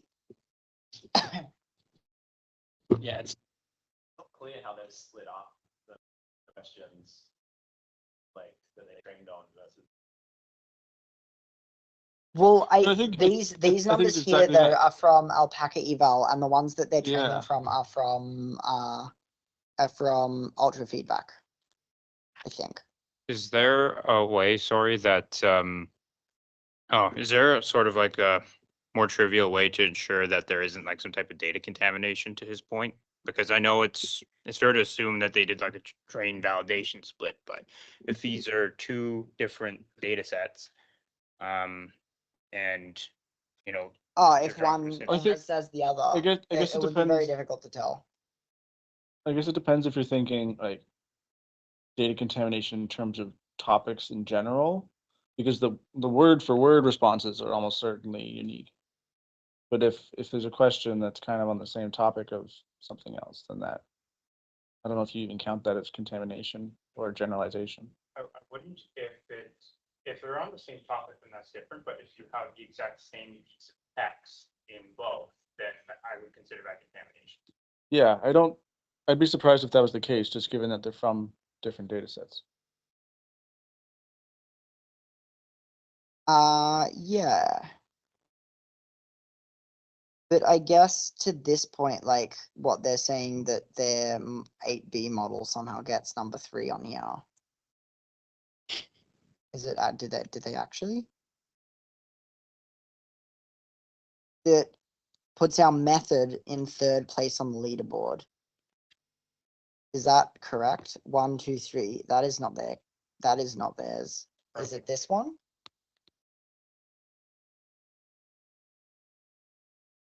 Meta Llama 3.1 405B instructor turbo models output to JSON. Okay. I am going to. I guess we just need to like trust me, bro, on that one. I'm really confused. What's the? I don't think they trained on the eval set. Yeah, they used a synthetic instruction set from like openness. Yeah. Yeah.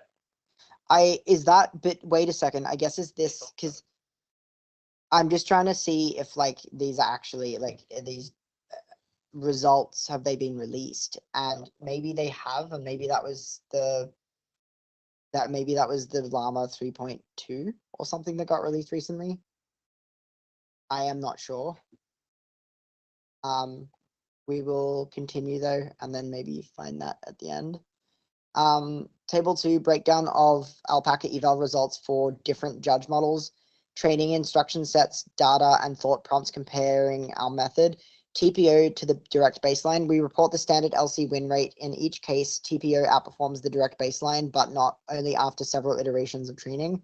So we've got these are the different judges, the STE, which stood for something, which stood for STE, which was self-taught evaluator, and RM. So this one gives the preference, and this one gives the single value as the judge of like the different samples for the same question.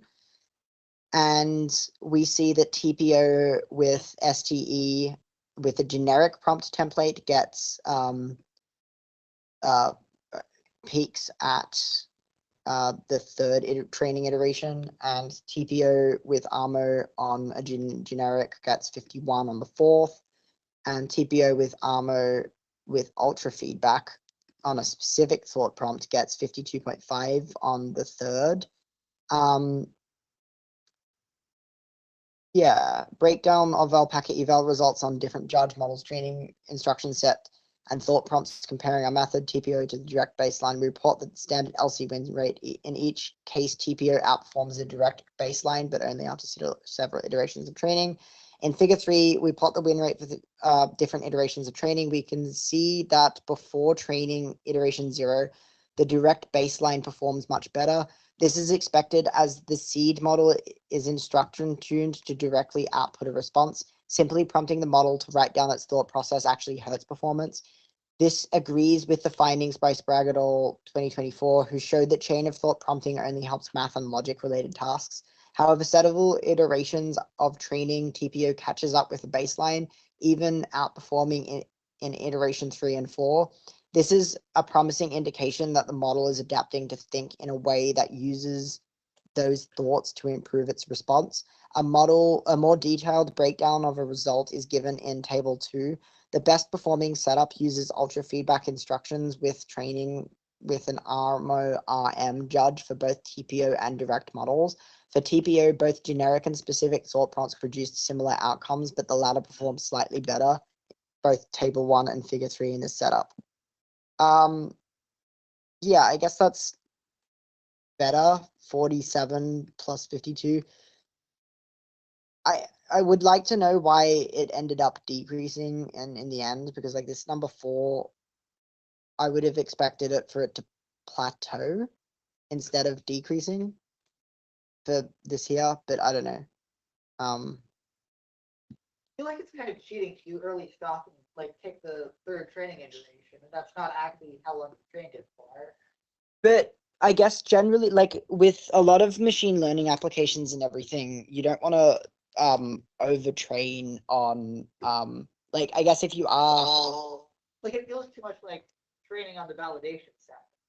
But if you end up if like you end up overfitting on the data, and that's why I guess you end up stopping where the validation set accuracy is the highest. And I guess this is sort of a similar idea where in the third training iteration, maybe after the third training iteration, the pairs that it ends up producing ends up being too similar. And then because they're too similar, when they do direct preference optimization after that, it ends up harming performance because the weight updates end up confusing the model. Yeah, that sounds plausible. Yeah. I just wish they had like a third set so they weren't like training on, they weren't like using the actual thing they're using to describe how good their work is. Oh, that's normally what you're supposed to do. Yeah. You have training, test set, and validation set. But it seems like. But one big thing is ultra feedback is like 60,000 records, and on each training iteration, they're sampling 1,500 of them. So it's not, I don't know if they sample without replacement. Each training iteration uses 5,000 instructions that were not part of the previous iterations. Oh, there you go. Where are the 1,500? I'm not sure. the validation set is 1,500 prompts, but they're only generating 8 responses per prompt. So yeah. It says for training and iteration, and like the bold one, it's 2.5. They said earlier, you know, the win rate we achieve is 52.5%. Yes, and so I guess in that with the amount of training iterations that they saw, the highest performance that they got on AlpacaEval was 52.5%. Yeah. Yeah, it does seem shifty that like sometimes 3 and sometimes 4. I can see the logic. Like either say that it's 3 or say that it's 4. Like we can kind of train the eval set over the, you know. Well, are they training on the eval set though? Because like this, they're just finding like this is still using ultra feedback, which is different to AlpacaEval. Like they're selecting what ultimate model they want to use as their final model. Like they're saying, okay, we tried all these combinations. Our final model is going to be the bottom row 3 training iterations. The only way they chose that is because they already knew like what the win rate is for realsies. As opposed to what would be the other option for that? Like where you would have like a separate set. Ah. That to select which one of the models to use. And don't look at the actual win rate until the very But I think that's what they're doing. Because this looks like, because it says like 54.5%, it looks like they just took the highest number from that table.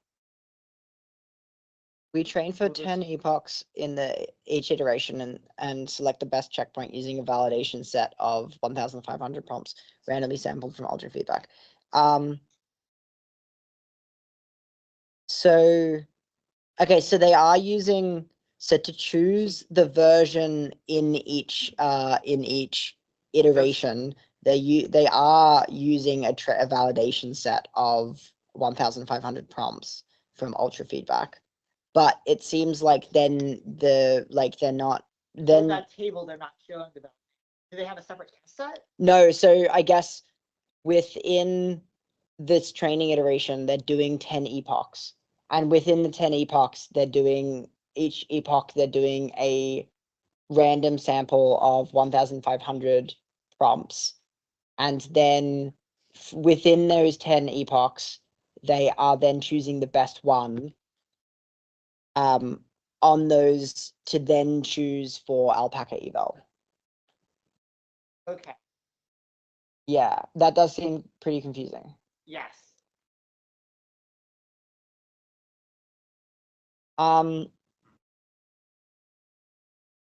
Yeah. I do think that is confusing, but I'm struggling to come up with a way of what else they could do to try to figure out what training set was, basically. Like to figure out the best value. Like how do you get this number?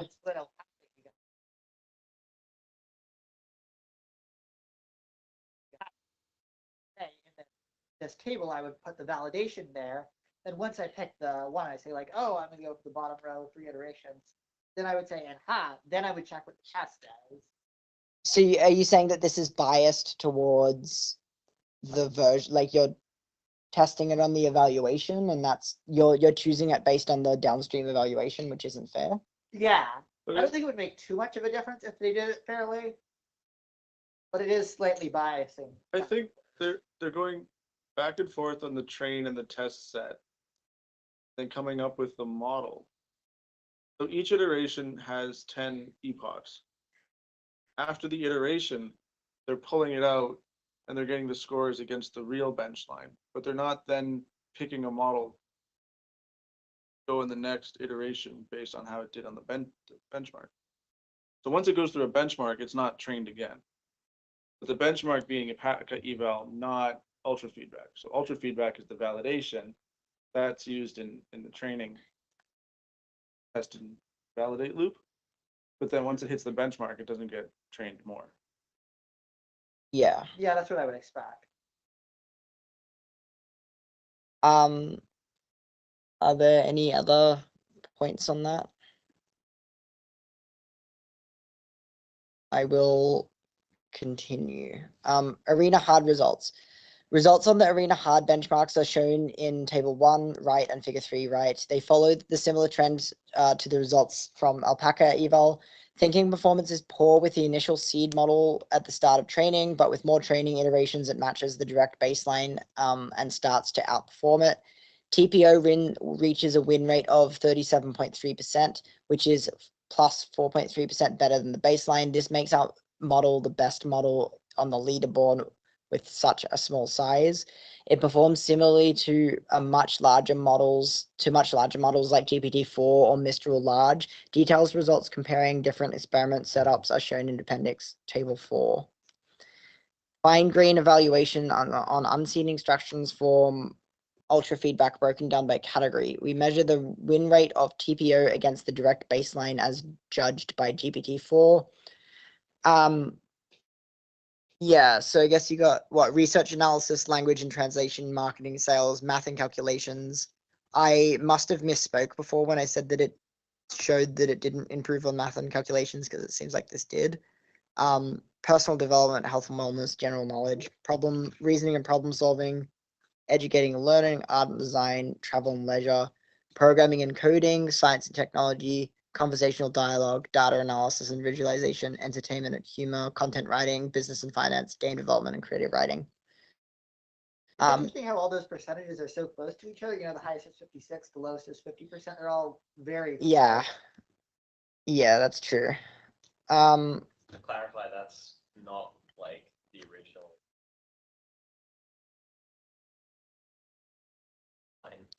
Those like. Yes. Yeah. So anything above 50% is good. Yeah. Okay. Well, at least the ones on the graph. Yeah. Well, it's good at the end, I think they're talking a little bit, oh no, they're like about 50 actually. Yeah. Yeah, but I guess like, you know, it's creative writing still, I guess, is so subjective or something, or maybe just because there isn't many training examples still of, or like training thought processes for creative writing is really difficult. Yeah. It's not like an inherently logic-based task. And that's what they're aiming for here. But again, earlier they were saying that EPO makes the model better at things like creative writing. I'm recalling that section. Yeah, and this doesn't really show that at all. Yes. I said non-reasoning. I guess you would think creative writing.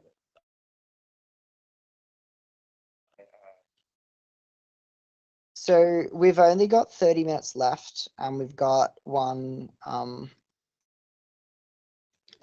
another page that and related work.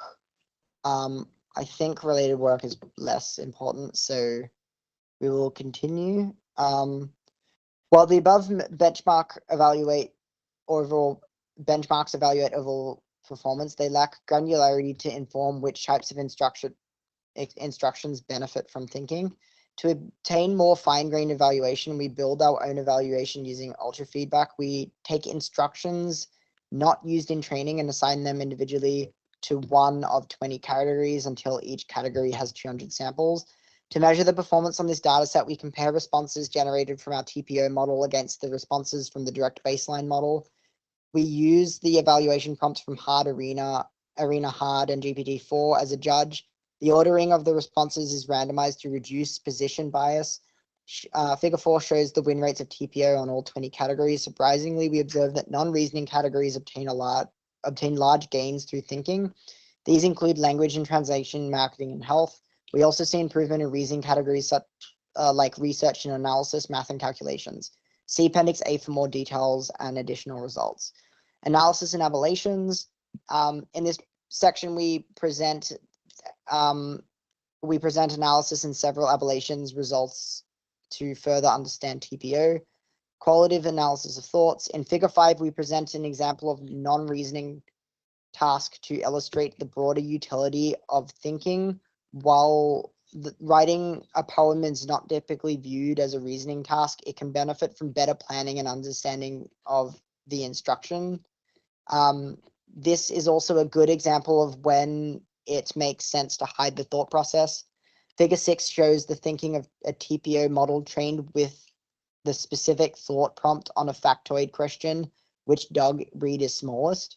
We see that the model first thinks about the question and evaluates its draft response. We provide more examples in Appendix C. Thought prompt types. Table 3 compares different thought prompt types in terms of different metrics across iterations. As we have observed previously, the seed model performs poorly when it is asked to generate thoughts compared to directly generating a response, which is the result of a model being well optimized to do the latter. After one iteration of training, we see the gap is shrinking between the two thought types. We try, there is not much difference in terms of win rate, but the thought and answer lengths vary greatly. Also, the specific thought prompts leads to longer responses and have higher average ARMA RM score. Thought lengths, as shown in table 3, the specific thought prompt has the longest thought generations because it asks the model to generate a draft response and evaluate it within the thought. Although we did not directly supervise the thought process, we found the model learns to shorten and condense the thought throughout the training. Table 3 shows the length in changes after one training iteration, but the more detailed statistics across training are given in Appendix 6. We find that after 4 iterations of training, the thought parts shrunk by 61 and 30% for the generic and specific thought prompts respectively. We also measured the lengths by category, Appendix Figure 14, and find that categories such as research, art, and writing have longer thoughts, while conversation, language, math, and general knowledge are on the opposite end.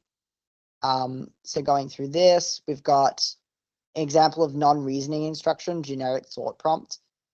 Write me a poem in the style of Neruda, and it's got, here's my thought process with Neruda's style is known for his poetry often explores, and Neruda's writing is also infused with a sense, ... Here is my response, and then it'll output the answer. Example of TPO responding to a non-reasoning instruction to write a poem. This example demonstrates how thinking can be useful in understanding the task and planning accordingly, even for creative writing. The thought part is green and not a part of the response. An example of factoid is a specific thought prompt. What breed dog is the smallest? I guess this is trained to then give this response, and it seems to be internal thoughts and then draft response and then evaluation, whereas the top one didn't give the evaluation, the draft response and evaluation prompt section. Yeah. Yeah. When you're making a draft, you run into the question of how many times you're going to revise the draft too. But this is done through the mechanism of the next iteration of thing. I don't think in the yeah. I think because like you would expect the draft response to then be caught by the evaluation. You would expect that. And that's what got me thinking about it. It says the draft response looks good, but I'm not entirely satisfied.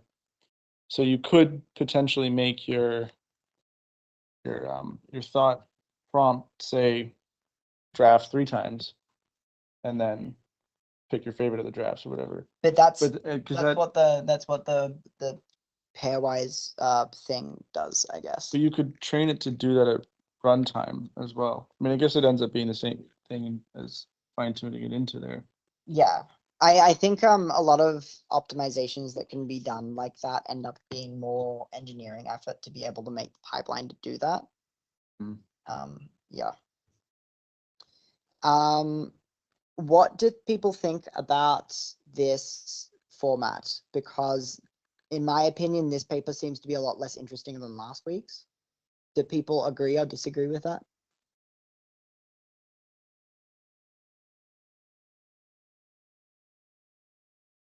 I thought it was interesting.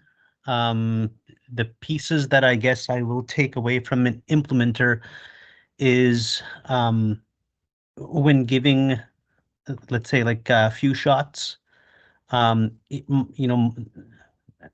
giving some reasoning context and things like that might help. So as like a, when writing prompts, I mean, I know that this is not used to create better prompts. It's used to, I guess, fine tune, if I have understood correctly, right? So it's a way of improving the LLM.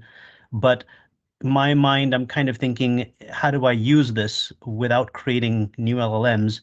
I might be, so the way that I could put few shots together, or how I could do different prompt engineering, like that's kind of the angle that I'm thinking now. Am I correct in this, or am I totally off base? Yeah, no, like that makes sense. This paper isn't directly like using an LLM. You wouldn't use these methods and everything. But what were you gonna say? I just wanted to jump in that putting in the request to do the extra train of thought without the fine tuning gave it a worse result. Say that again, sorry. Having it do the train of thought, or not that the thoughts in there, it said it had it on iteration 0 without the fine tuning, it did worse than just asking it to answer the question. Yes. So the garage, I'm just saying, if you're gonna try that, I think it depends all on the context, but in some cases, asking it to come up with its thoughts made it do worse. Yeah. When we ask it to come up with its own thoughts, right? But if okay, yeah, I have to think about this a little bit more. Where is that passage that or the piece? If you could, I'll go and read. This one here, which is simply prompting the model to write down its thought process actually hurts performance. This agrees with findings of Spragadol 2024, who showed that chain of thought prompting only helps math and logic related tasks. I think this is a good thing to take away. Okay, yes, I need to read this more and think about this. Thank you for pointing this out. I am just going to sort of skip through this. Length control, we find that length control is a must during training, especially with SDE judge, where no LC is performed, the average response length grows rapidly. For instance, after just one iteration of training from the direct baseline, the average response length grows about 15%. If we utilize our LC technique when building preference pairs, we can maintain the same length or even decrease the length if necessary. In our experiments, we tune the LC coefficient row by measuring the average length of the chosen and rejected samples and choosing the smallest value such that the former is not larger than the latter. This simple method was very effective, and both TPO and direct baseline model did not grow their response length much during training, as demonstrated in Table 3. Table 3, comparing the generic and specific thought prompts. We measure the length in characters of the thought and final answer on the ultra feedback train prompts, as well as AlpacaEval LC win rates before and after one training iteration. So I guess the interesting thing to this is this seems like a pretty huge point in that the responses of none to direct are twice as long because it's still using the whole, it looks like it's using the whole context, but it's discarding some of it in terms of the response by locking it into the thoughts, and it doesn't get. See what I mean?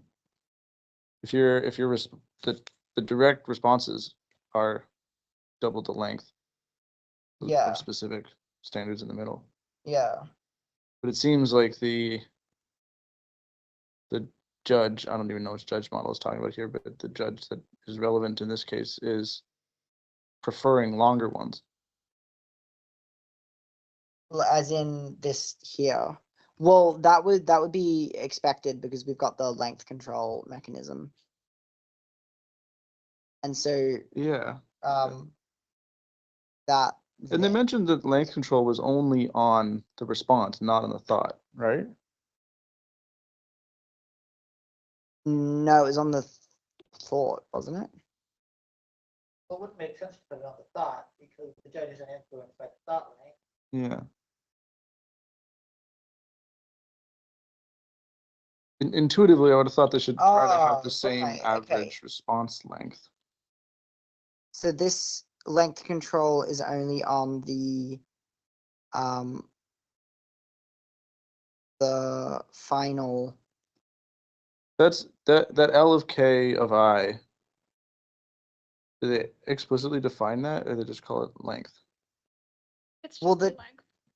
yeah, But but I length- guess the judge models aren't like the judge models are only Is- judging the responses, is so it- they is- don't. They're not on the thoughts at all. They're only on the responses.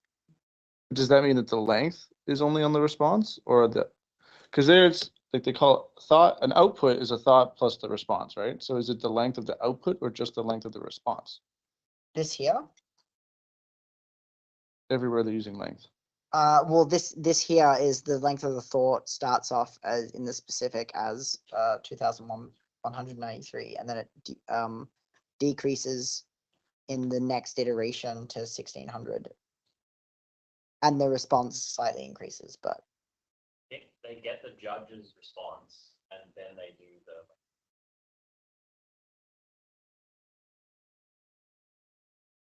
Mm-hmm. and then like. But is it longer responses or longer outputs, which includes the thought? The judge only sees the response. Exactly. But the like when they're doing the actual length. Because if you're doing the length response on the whole output, then you have, it seems like a less fair chance in generating a thorough response because you're trading off some of that thoroughness for the ability to have the thoughts. I think the thought control is only on the output. Thought control? So the length control. The length control. Sorry. So length control is the output is thought plus response. So is it on the output or on the response? It's on the response. I explicitly say judges tend to longer responses. So like it's like with that context, it kind of implies like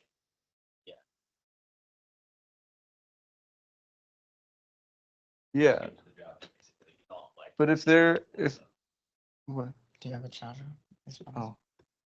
No, it's not working for me either, but you can use those. If you're doing the length control on the thought plus response, which makes sense from a practical point, then you fall into that bias where the judges prefer the longer responses because you'll get a longer response if you're not chopping out the thought. What table are we talking about here? The one we were just looking at. This one here? No. No, sorry, this one here. Yes, that's the part which fields? So the part that jumps out to me is that the responses for the thought prompts are shorter than the direct. And we also know that the judges prefer longer responses.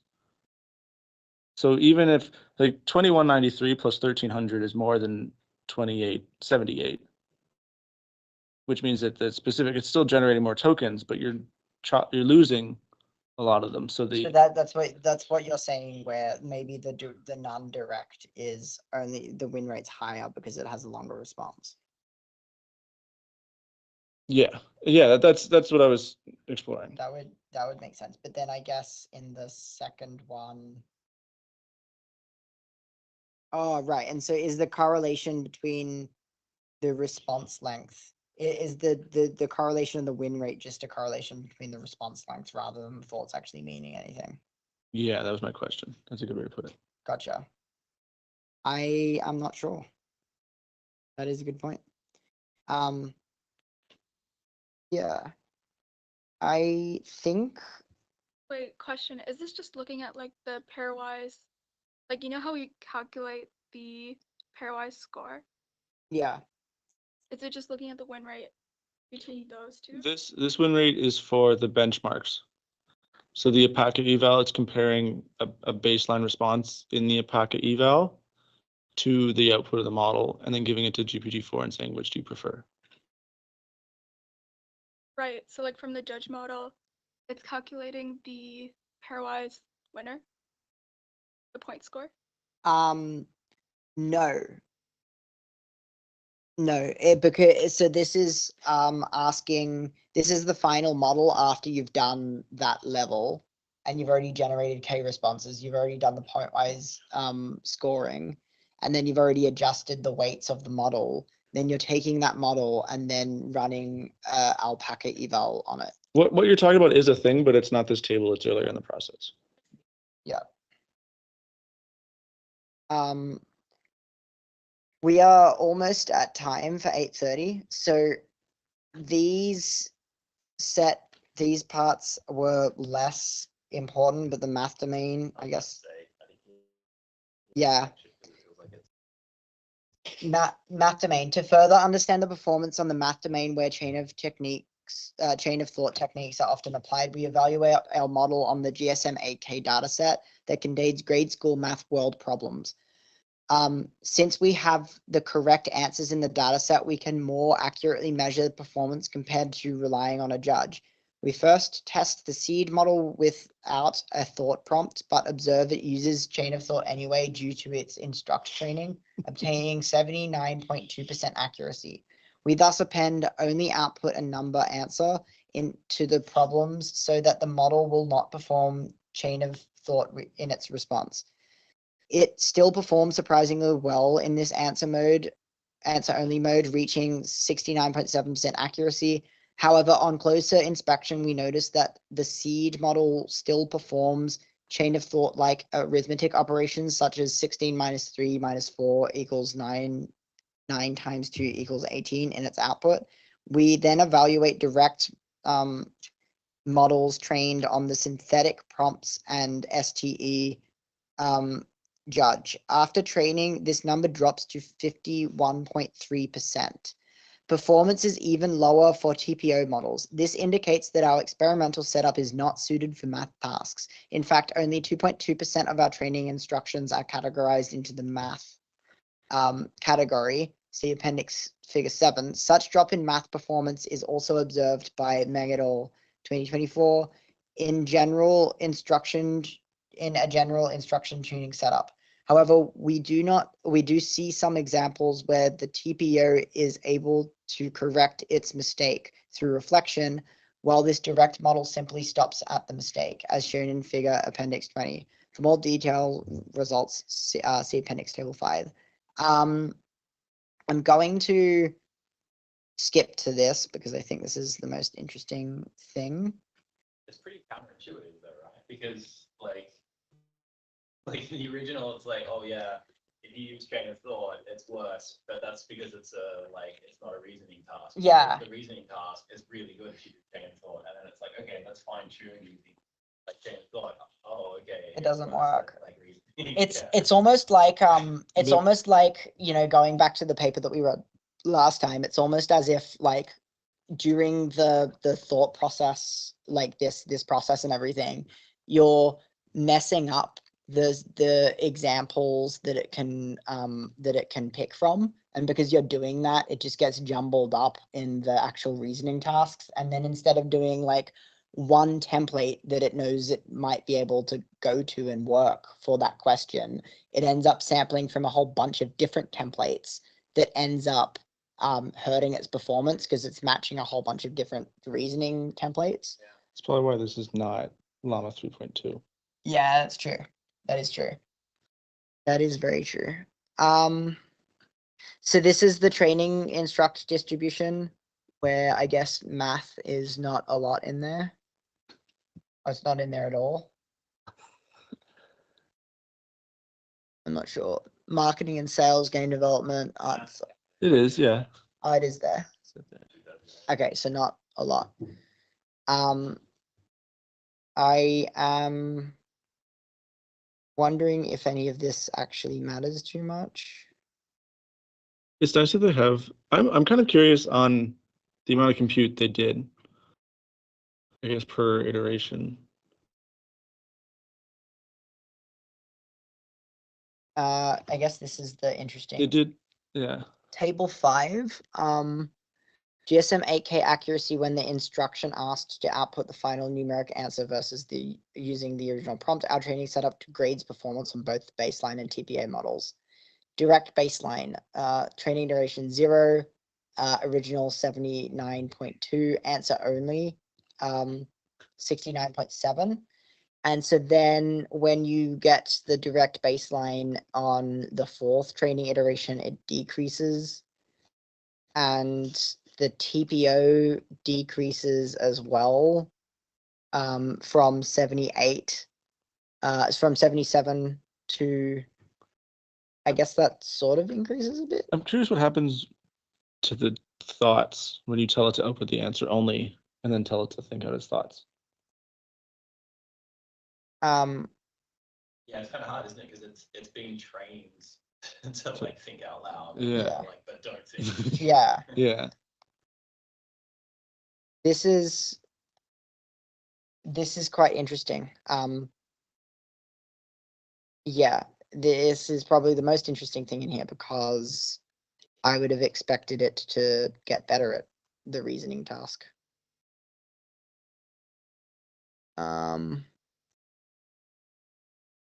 Yeah, do they have any other math related things? I am not sure. We are almost at time, and there is a lot of examples to go through here, but here we go. Example of a thought process helping but still incorrect before training. What number is this in a decimal?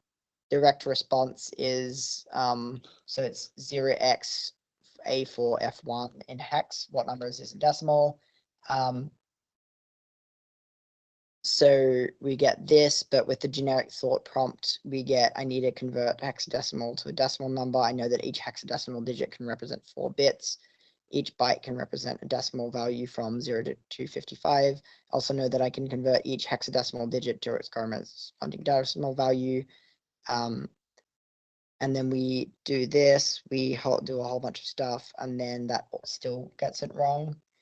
Both responses were generated using the seed model Llama 3, 8B, and Struct before training, and without the generic thought prompt. We see that even though the answer is wrong, correct answer is 42225, the thinking helps it get closer. Okay, I guess that makes sense. Comparison of response generated by the direct model and TPO model to a question from the GSM 8K test set. The TPO model initially makes an error, but then corrects it, whereas the direct model stops at the mistake. And I guess that's the point of the It'd be interesting to give it tools in the thought process. Yeah, so that it didn't, maybe in the mathematical reasoning part, that would make it better. Like it doesn't, we don't need to train LLMs to do 5-digit addition, and we can just, computers are already good at that. Just have it put it between like dollar signs and then give it the answer. Yeah. I'm gonna go back to the conclusion. Conclusion. In this paper, we introduced thinking LLMs, which think in natural language before writing a response for general instruction following tasks. To train such models, we propose a new training recipe called thought preference optimization for teaching thinking LLMs to improve their thoughts. Unlike prior methods, which directly supervise the thought generation process through techniques like self-correction or self-refinement, we've instead provided incentives to the model to generate its own thoughts without explicitly teaching it how to think. In our experiments, we train and evaluate the models in the general instruction following setup. The results on benchmarks show that the initial seed model and first iterations of training of the thinking LLM perform poorly compared to the typical response model. However, after multiple iterations of the training using TPO, our method outperforms the baseline. Further fine-grained evaluation reveals that thinking helps in categories that are not usually associated with reading or chain of thought methods. This is an encouraging result. Hopefully, that and hopefully leads to a wider adoption of thinking LLMs in reasoning domains. We experimented with 2 thought prompts and observed some performance differences between them. It is likely that certain thought types are suited for certain tasks and direct responses even work better in certain situations. Therefore, training on a diverse set of thought prompts and allowing the model to switch between them could potentially lead to further improvements in performance. This would allow the model to better search the space of possible thoughts in order to learn to choose the most appropriate ones. However, we have not conducted these experiments. While we see improvements in overall performance in TPO, evaluation on GSM-8K showed degraded math performance. As we discussed, it is likely due to our setup not being oriented towards such tasks. Incorporating more math instruction during training and having access to a judge capable of evaluating their answers are likely solutions. In the current version of the method, thought lengths are purely determined by the model itself. There is no steerability in terms of changing number of thought tokens. Adding such functionality could be useful as longer thoughts increase computation and corresponding cost per user instruction. We could use techniques like Young et al. For this purpose. All of our experiments are based on 8B parameter size models. However, it is worth investigating the effect of thinking on larger scale models. Given the compute requirements of such experiments, we leave that to future work. My guess around the GSM-8K data one is simply just that like when this paper described it perfectly, where it was just sort of showing that they like because the things drop so much, and if we actually go to the Llama 8B instruct, I guess it ended up increasing in accuracy for this one. So that well. Yeah, so in this one here, we've got the reported GSM-8K performance, and if you change both the names and numbers, the distribution shifts, I guess. This got better in this one.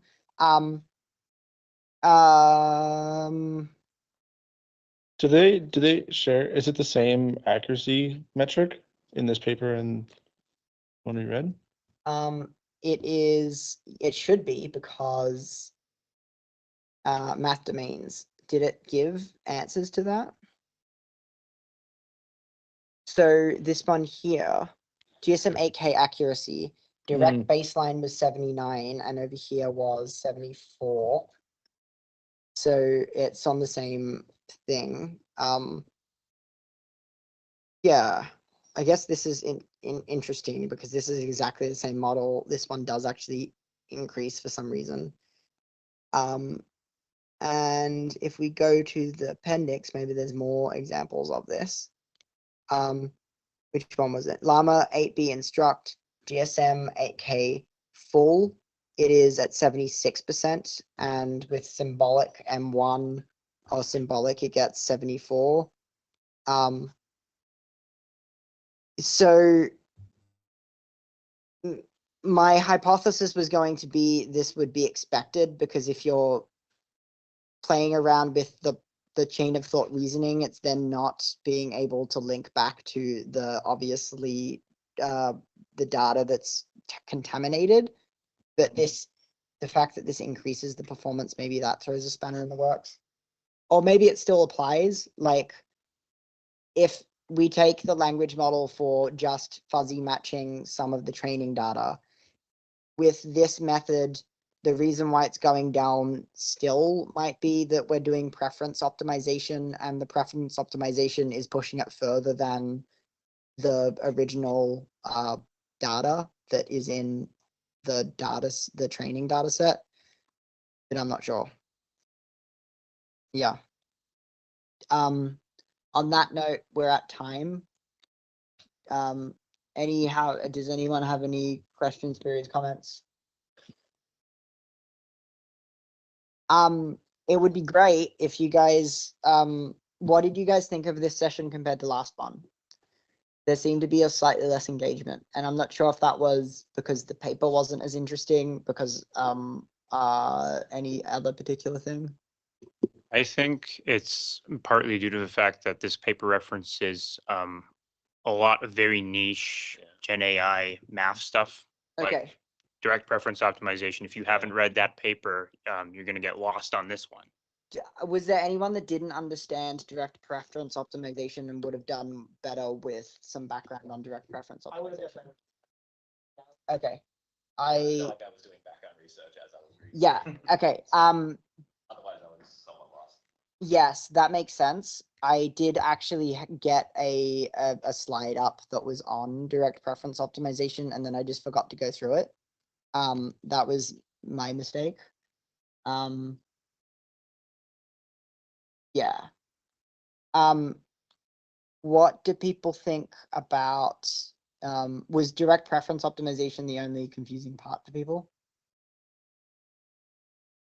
We also had things around,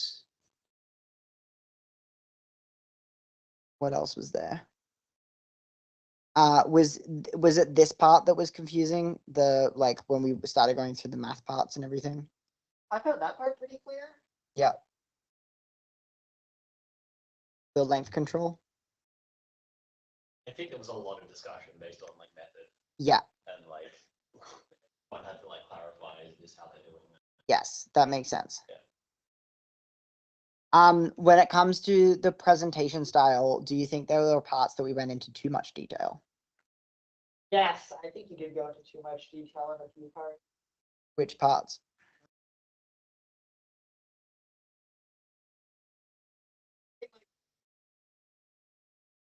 Sorry, 3.1. Like you wouldn't like. I don't really care too much about like the minuare of how they did their experiments. Okay. So skip the experimental section and just get to, Give me the gist of it. yeah. And then analysis and ablation seem to be more interesting. To be fair, this is what Alex said the first time that I said I was doing paper reading, so maybe I should just end up doing that. Yes. Any other pieces of feedback?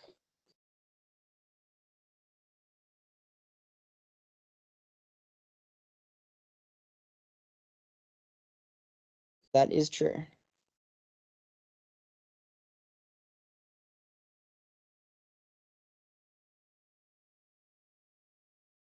It's like, oh my God, did I actually say that? Not sure. Plus, you kind of know what you said. Like, that is true. I have a goldfish memory though, so I can't remember what I said 5 seconds ago, so we're fine.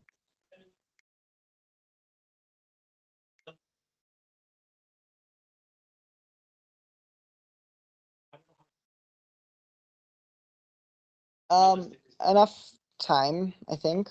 It's sort of given the what people find interesting and everything, the more interesting papers end up needing less prep time because there's just more discussion when they happen.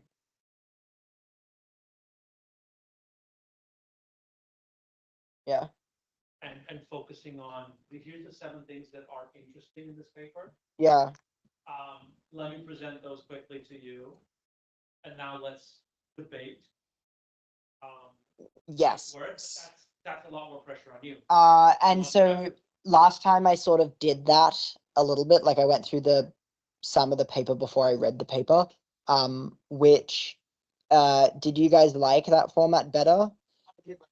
Okay, because one of the things that I ended up taking away from that was that there was a lot of background that wasn't, some people told me that there was a lot of background that I didn't cover. And so to save time, I ended up doing the background in what chain of thought prompting and everything was.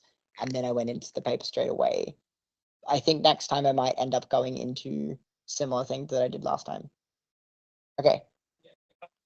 Skip the middle of the paper usually. Yeah. Where they kind of extrapolate on what they did. Yeah.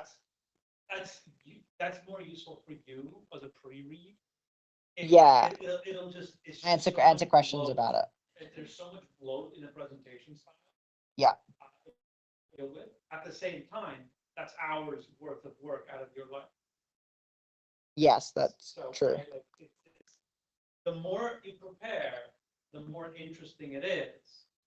but Yes, the and more it's of your life it takes. it's about getting that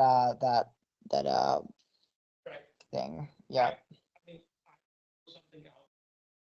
Would it make sense to do this every other week? Give you more time? I want to try at least for November getting out weekly.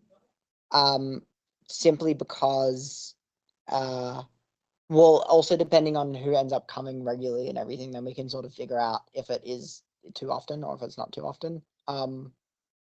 Yeah, that's about it.